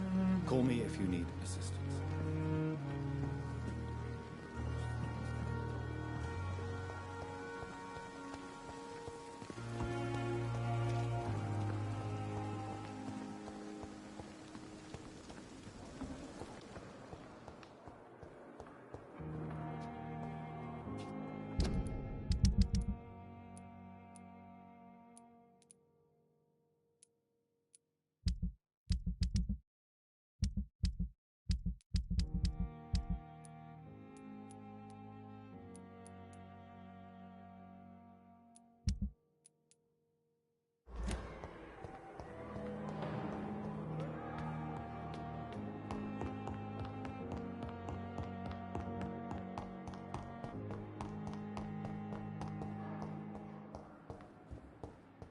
It's locked.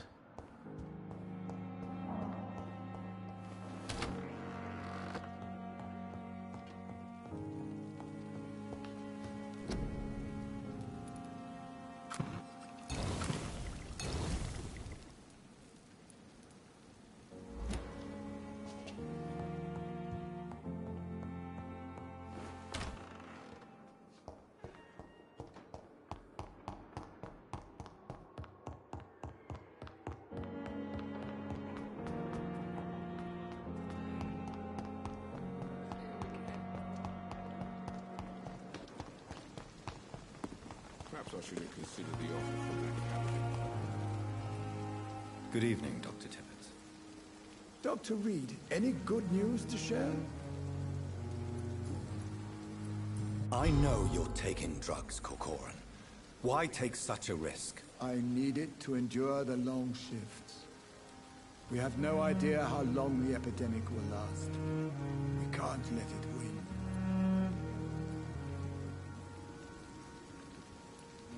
I understand the gesture, Doctor. An immediate answer to an emergency situation. But this can't be a long-term solution. Thank you for your understanding, my dear colleague. And be assured, I have total control of my consumption.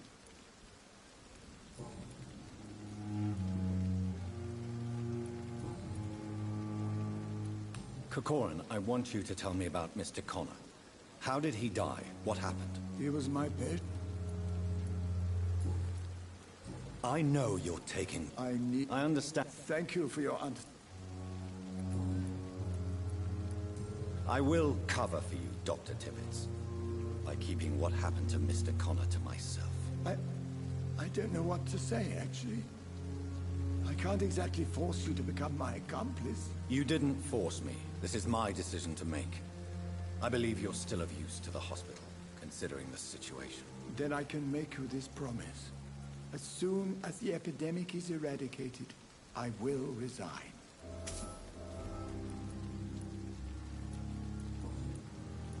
What will you do after your resignation?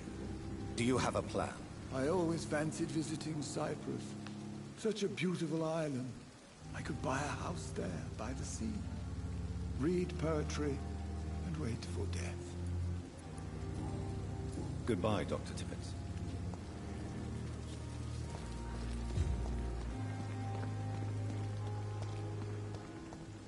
This is no time for self-pity.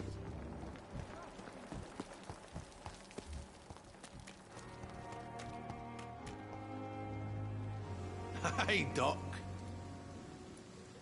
You're lucky to be alive, Mr. Cox. I hope you're starting to take better care of yourself. This place is full of sickness and decay. How could I get better in such a dump? Consider yourself lucky that I'm treating all of my patients equally. But don't push your luck. Don't play the innocent with me. I'm sure you have good reasons to act this way. And also weaknesses that can be exploited. I'll leave you for now, Mr. Cox.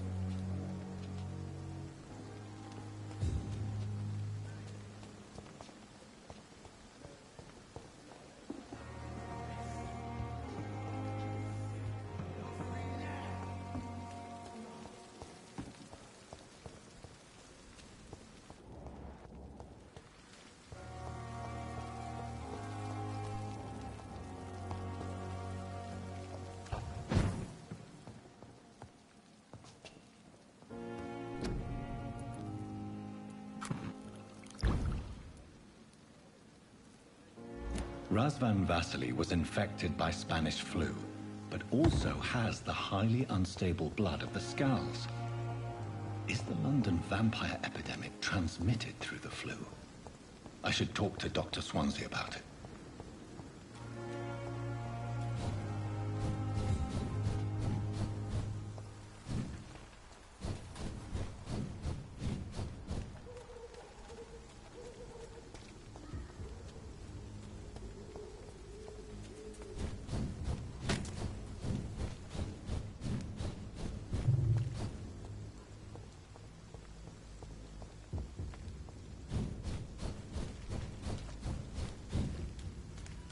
I cannot enter.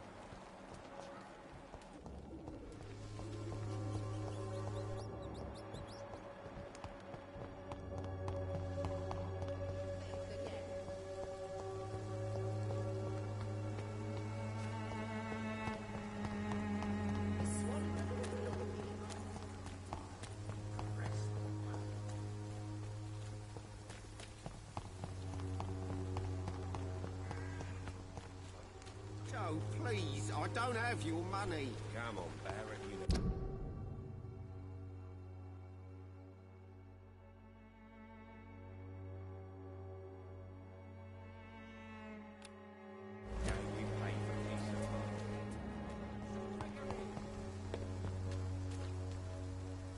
Good evening, Christina. Change. Do you need any assistance? It depends on the price of your... I am sure... Forgive my... Goodbye, miss. Take care of yourself as best you can.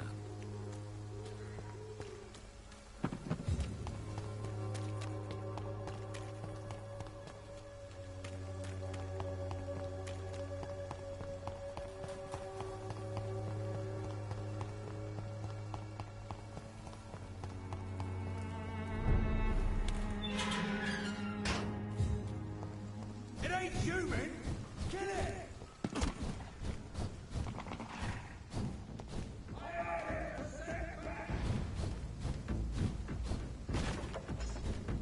Steady, boys, we've got one of them!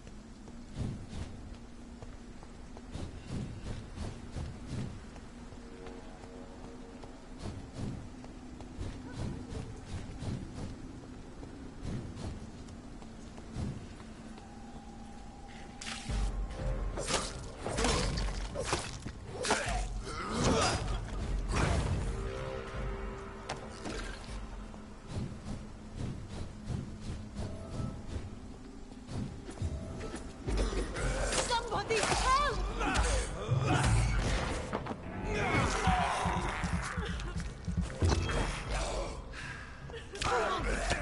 What do you want?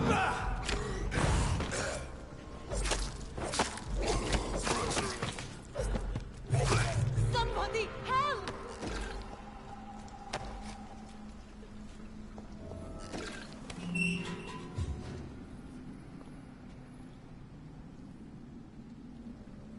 Are you all right, miss? I don't know. Who were those people? They wanted to kill me. Why? They've lost their minds in the epidemic.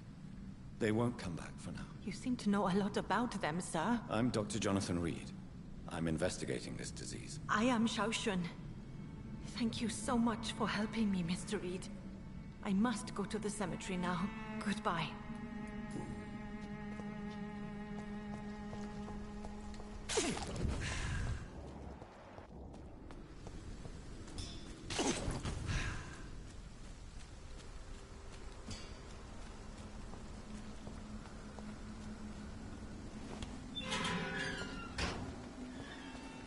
It's a leech! Kill it! Over there! Bloody monster!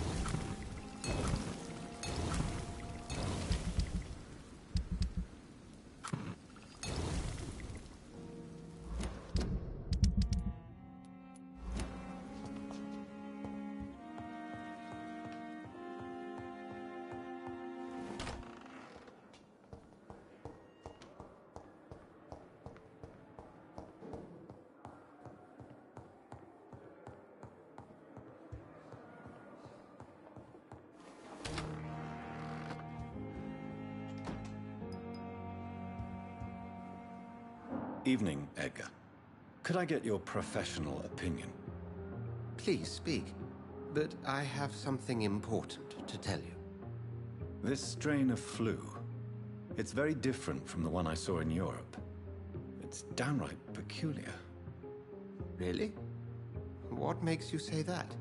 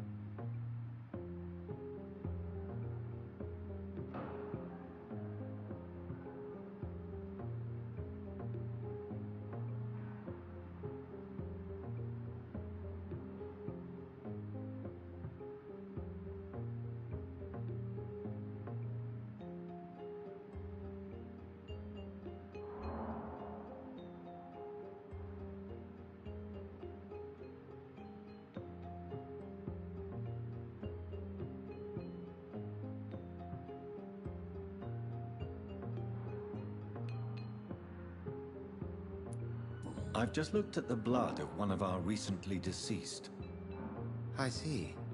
Do you have anything more to go on? This disease spreads and looks like the Spanish flu, but its effects differ greatly. The London strain is different from the continental one. This is very interesting. Did you find something else? Yes. Unlike the flu, the infected begin to show an increase in outwardly aggressive behavior. More than simple agitation. Once docile people become violent. You mean like rabies? Is there a chance we could create a vaccine, Jonathan, like Pasteur? By the stove, that would be smashing. There's a lot we're not seeing here. But it is spreading, and quickly. If we don't act, the whole city could be lost. But Jonathan, we've a fantastic opportunity sitting right here in front of us. A weapon of choice. What on earth do you mean? Why, you, my dear boy. With your expertise and your blood, we could isolate the properties that course through your veins. Think about the possibilities. But the risk of infection using vampire blood could compound the situation. I know, but your blood now carries remarkable regenerative properties. With our minds and your blood, there's nothing we couldn't cure. We'll discuss this more later. Thank you for your time. No, thank you, Jonathan. But as I said, I needed to talk to you. I have some rather bad news. Yes? I'm afraid it's your sister. My sister? She's to be buried this evening at Whitechapel Cemetery. Your mother published the obituary this morning. I see. I'm sorry, Jonathan. Please accept my condolences.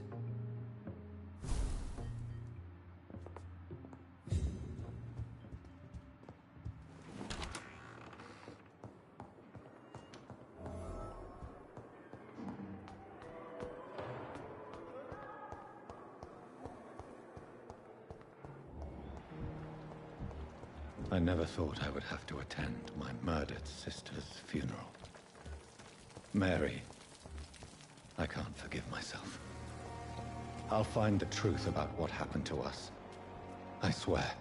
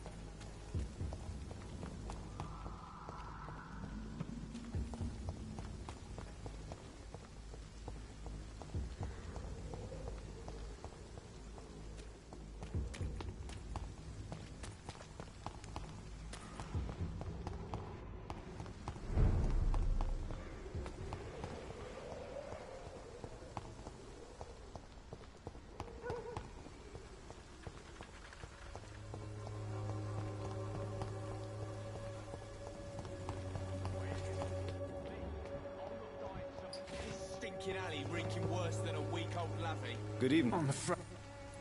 You don't seem well. Oh, I can try to help your body heal, sir. But you must stop destroying it. The war destroyed me, Doctor.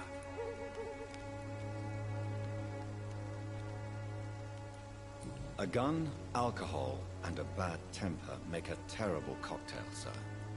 Goodbye for now. The wet boots will be proud of me. The Swanborough cordial could be the answer to all your problems.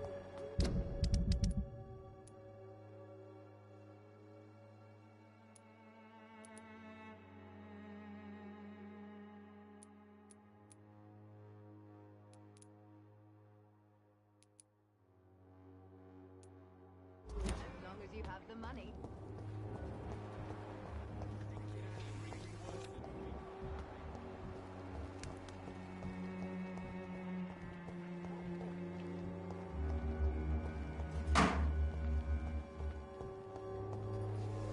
How are you? I'm not your boy. Do you need a... Please. There you go. Very fun. Goodbye, young man. I won't end up another drunk arsehole littering the streets. Not me. Someday you'll understand. You've wasted your life away.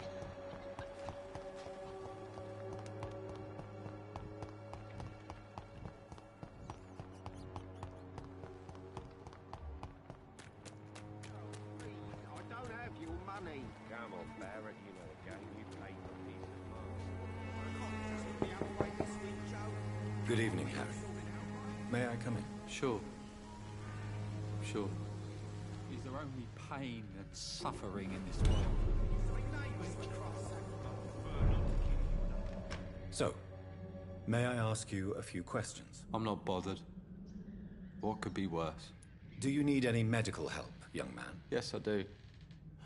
I feel so tired. I don't know if it's the epidemic, but everything seems so hard. You'll feel better with this. But you need to get a grip, young man. Medication alone won't cure melancholia. I'm not sure I'm happy with the idea of living long in a world like this. But I thank you for your concern, sir. Goodbye, young man. Take care of yourself. Is there only pain?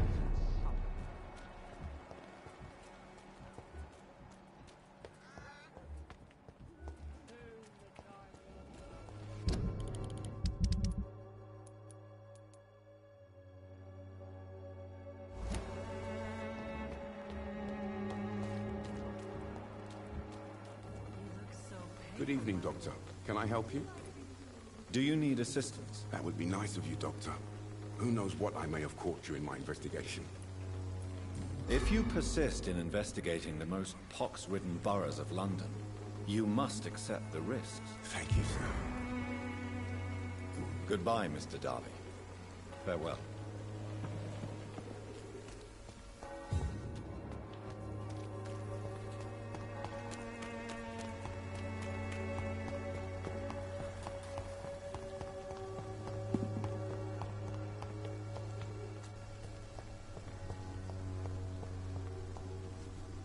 Good evening, Mr. Nithercott. And good evening to you too, my good sir. Can I be of any help? Do you need medical attention, sir? It may be wise to let you prescribe me something. I don't feel like I should. I understand your appetite for words and macabre beauty, sir. But you should be more careful. The nutrition of my mind is more important than my physical health. But I appreciate your concern, sir. I'll leave you alone, sir.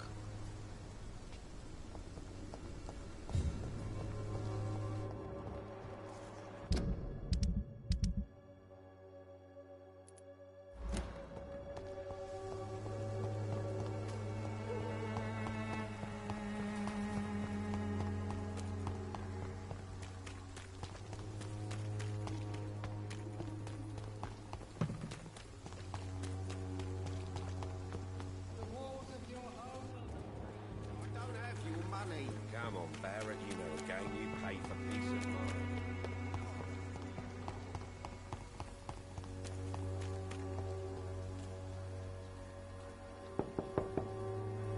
Hello, Mr. Petrescu. Hello, Dr. Reed. Come on in.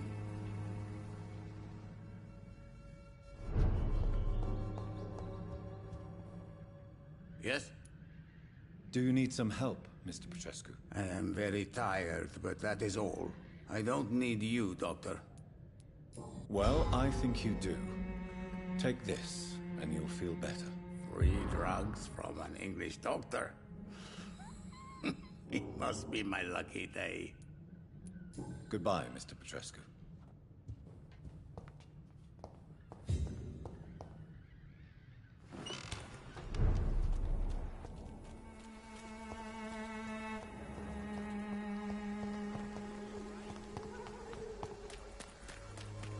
Cheap price, good quality.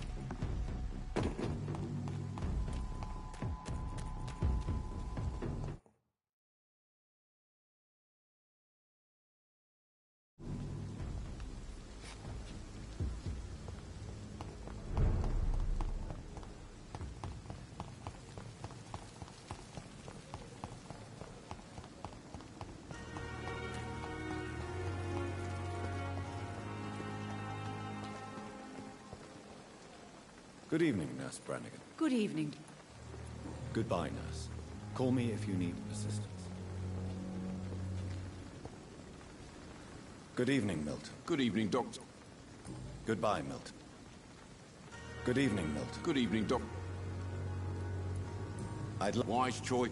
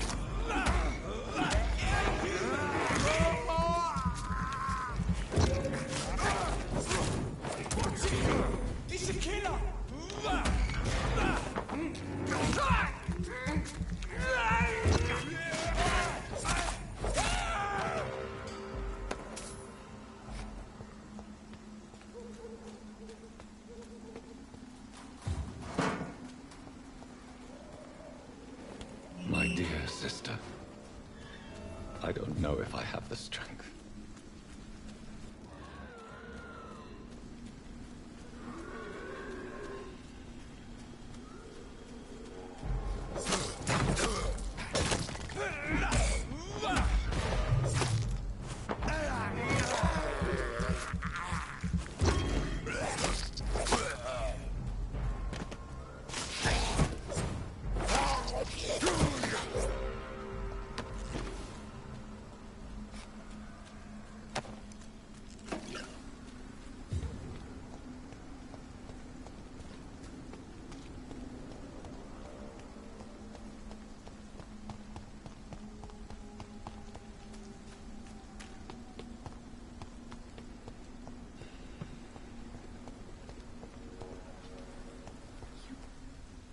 Are you all right, Miss Shun? My name is Xiao Shun.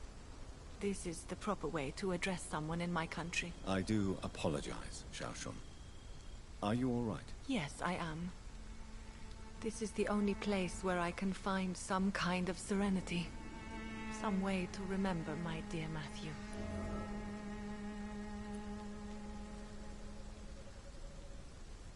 Have you recent news of Nurse Crane and her dispensary? This part of town is very fragile. I hope the trust so many people put in her will not be betrayed.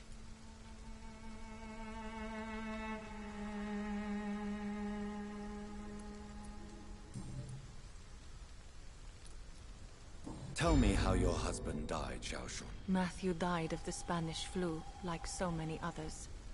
It's a mundane cause of death these days, but for me it meant the end of the world. At this time, there is so little medical science can do to defeat this terrible epidemic. I'm truly sorry. The worst thing is not his death, even if it tears me apart. The worst is not to have seen it coming, to have lost him so quickly, even before realizing it. Did he hide his condition from you? Matthew was a smiling type, a happy sort. Everything that I am not.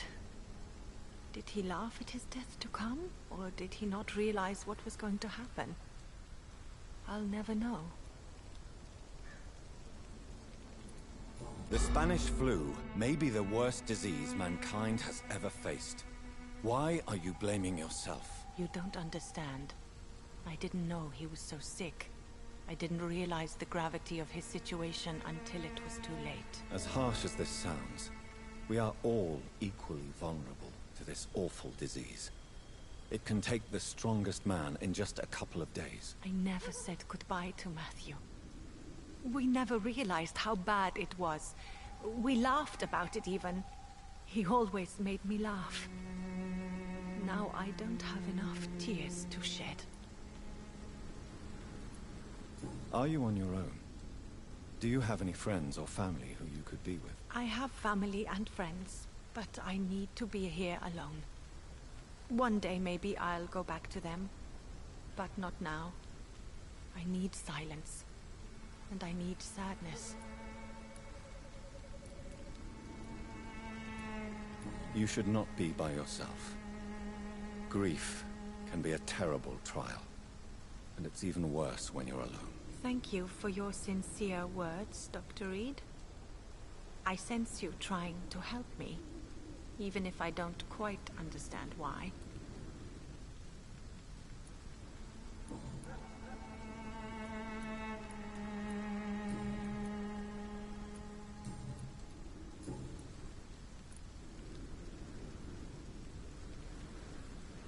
You realize you can't stay here forever, don't you? Eventually, you'll have to leave the cemetery. Why? Why should I go? Since this is the only place I can find peace of mind. But you're not dead. There is a difference between visiting the dead and staying with them. You sound like you're no stranger to the pain I feel. Let's just say, I too have a good reason to visit cemeteries at night. Please accept my condolences for your loss then, Dr. Reed.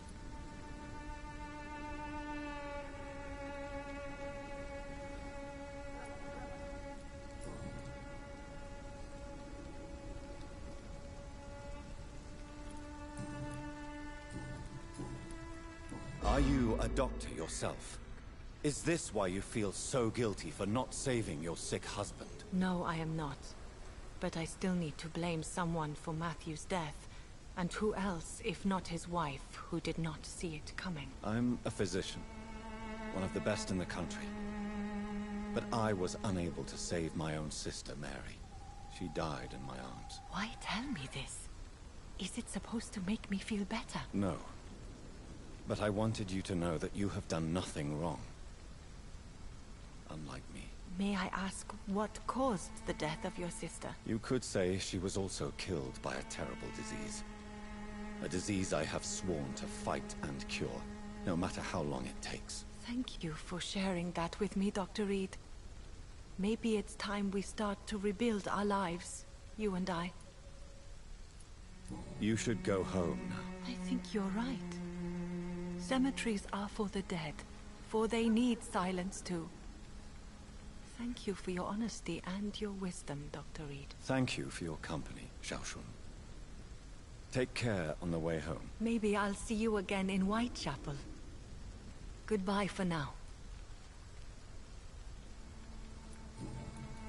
Goodbye for now.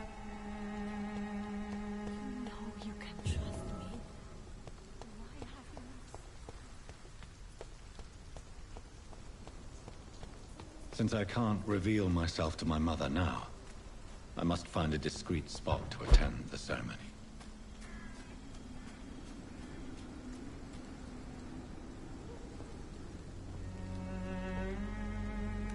I am the resurrection and the life. He that believeth in me, though he were dead, yet shall he live. And whosoever liveth and believeth in me shall never die. We commend unto thy hands of mercy, most merciful Father, the soul of our sister departed, and we commit her body to the ground. Earth to earth, ashes to ashes, dust to dust.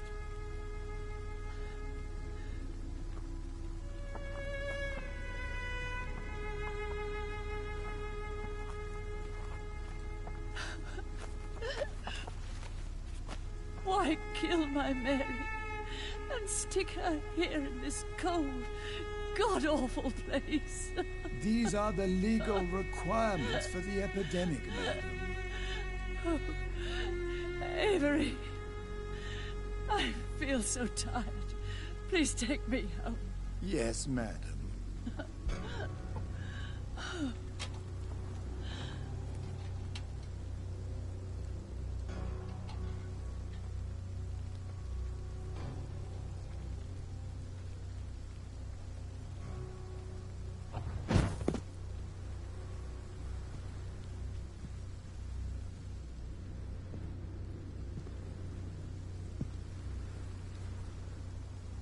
Oh, Mary. What have I done?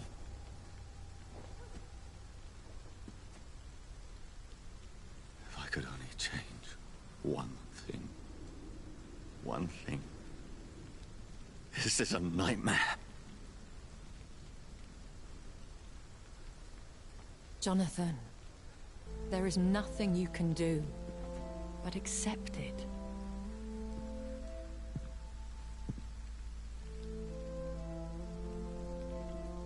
What brings you here? I thought you could use the company. I am so sorry for your loss, Jonathan.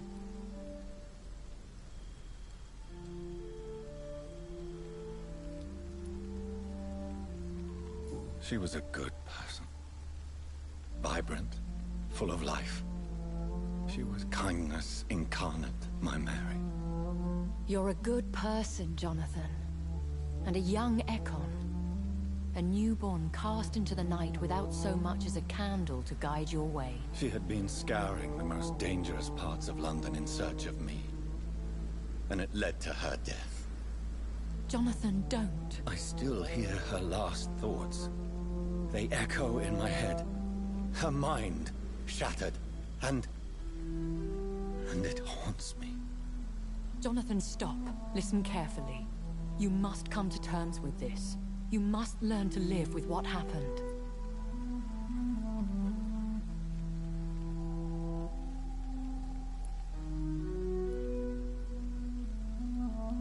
I'm learning.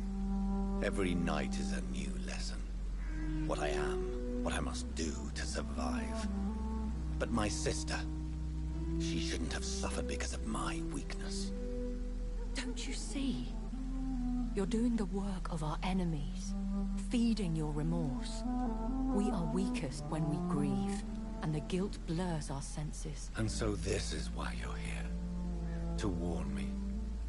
You felt this pain yourself. You too have endured this.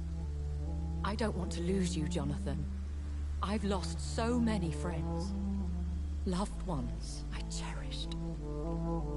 Pray for Mary's forgiveness, if you must. I'm not a religious man. You should know that. This is not about you forgiving yourself. This is for her.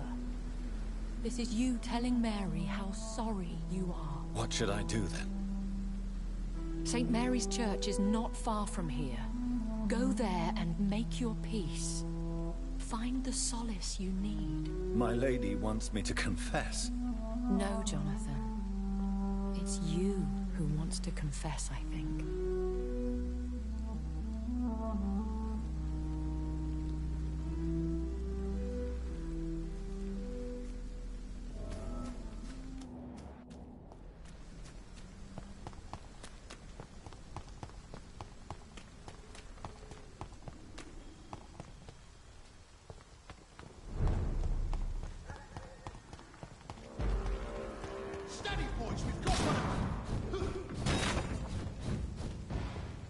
And off to church he goes. A newborn seeking divine consent to lick the blood from the soft and pointy crown.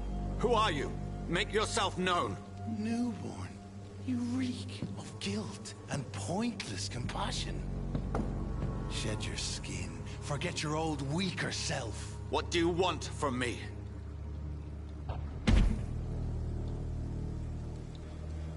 Ascalon does not approve of lone wolves who bring unwanted eyes to our pastures. So your name is Ascalon?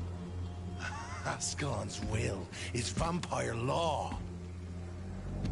Learn them, abide by them, or I shall return as your judge and jury.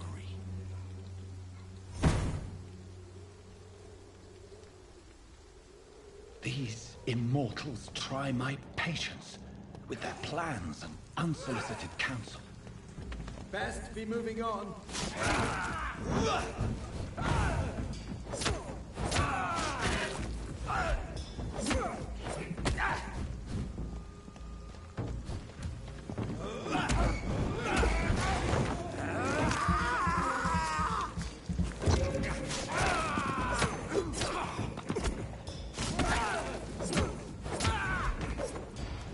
This man stunned me with his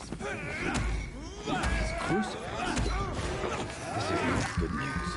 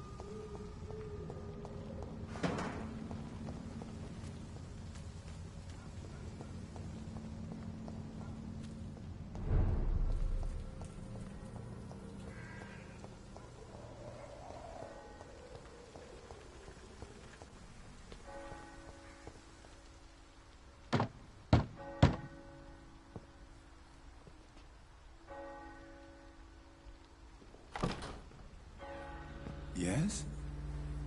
What is it that you want? I'm sorry to disturb you at such a late hour. No worries, my son. I'm still quite awake, having just returned from a funeral. Yes, I know.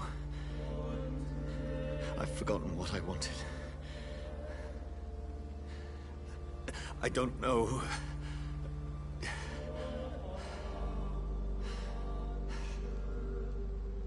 May I help you, child? You seem somewhat perturbed. I haven't the strength to cross the threshold. I wish to pray, to cleanse my soul. The church is shut by order of the bishop. But I'm still the vicar of St. Mary's, if that is any use to you, my son. Take no offense, Vicar. I seek just a moment in nothing but my own company. There are no secrets from God, my son. If your heart needs comfort, consider me your chapel. For I can be as silent as stone. I've made myself perfectly clear. This is a private matter. Your eyes burn with rage, yet I see the pain that lies beyond. I am here to lighten the burden of all God's creatures. Whatever you tell me is between us and the Lord. Very well, priest. As you seem quite adamant. Open your heart, my son. Tell me what burdens you. With whom do you wish to speak? She was my sister. You seem so troubled by the loss of this girl. What happened to her?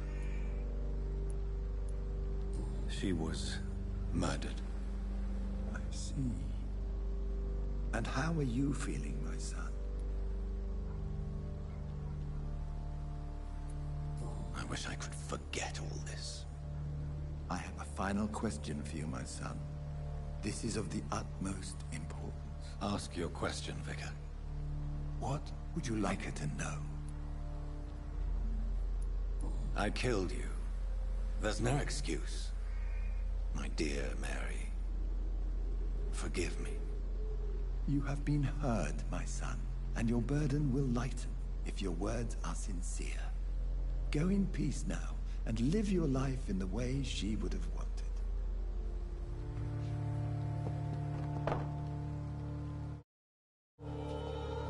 Whatever happened on this dock is between my sister and I. It does not concern God at all.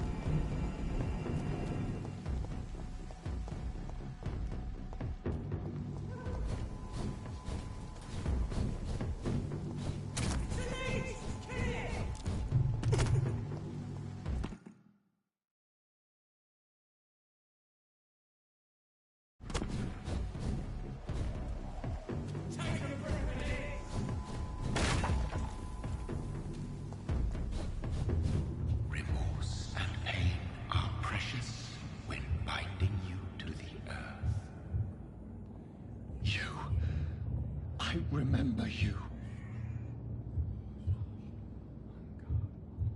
Fear, be gone. I would harm no child of my making. This is your doing. You made me. Made me this creature. What are you? I am the land. You are our champion.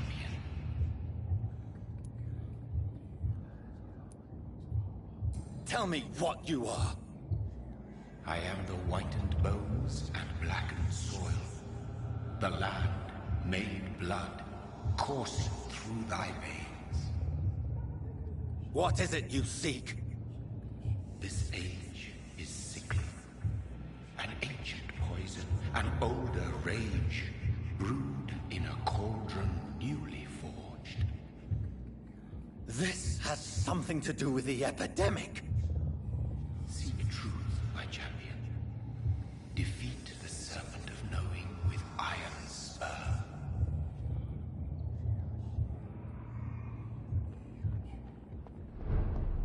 I've had enough of others making decisions for me, pretending to know how I should feel or behave. So the vampire who made me is some sort of disembodied entity? Or was he just projecting this vision in my mind? Maybe Edgar can help me with this one.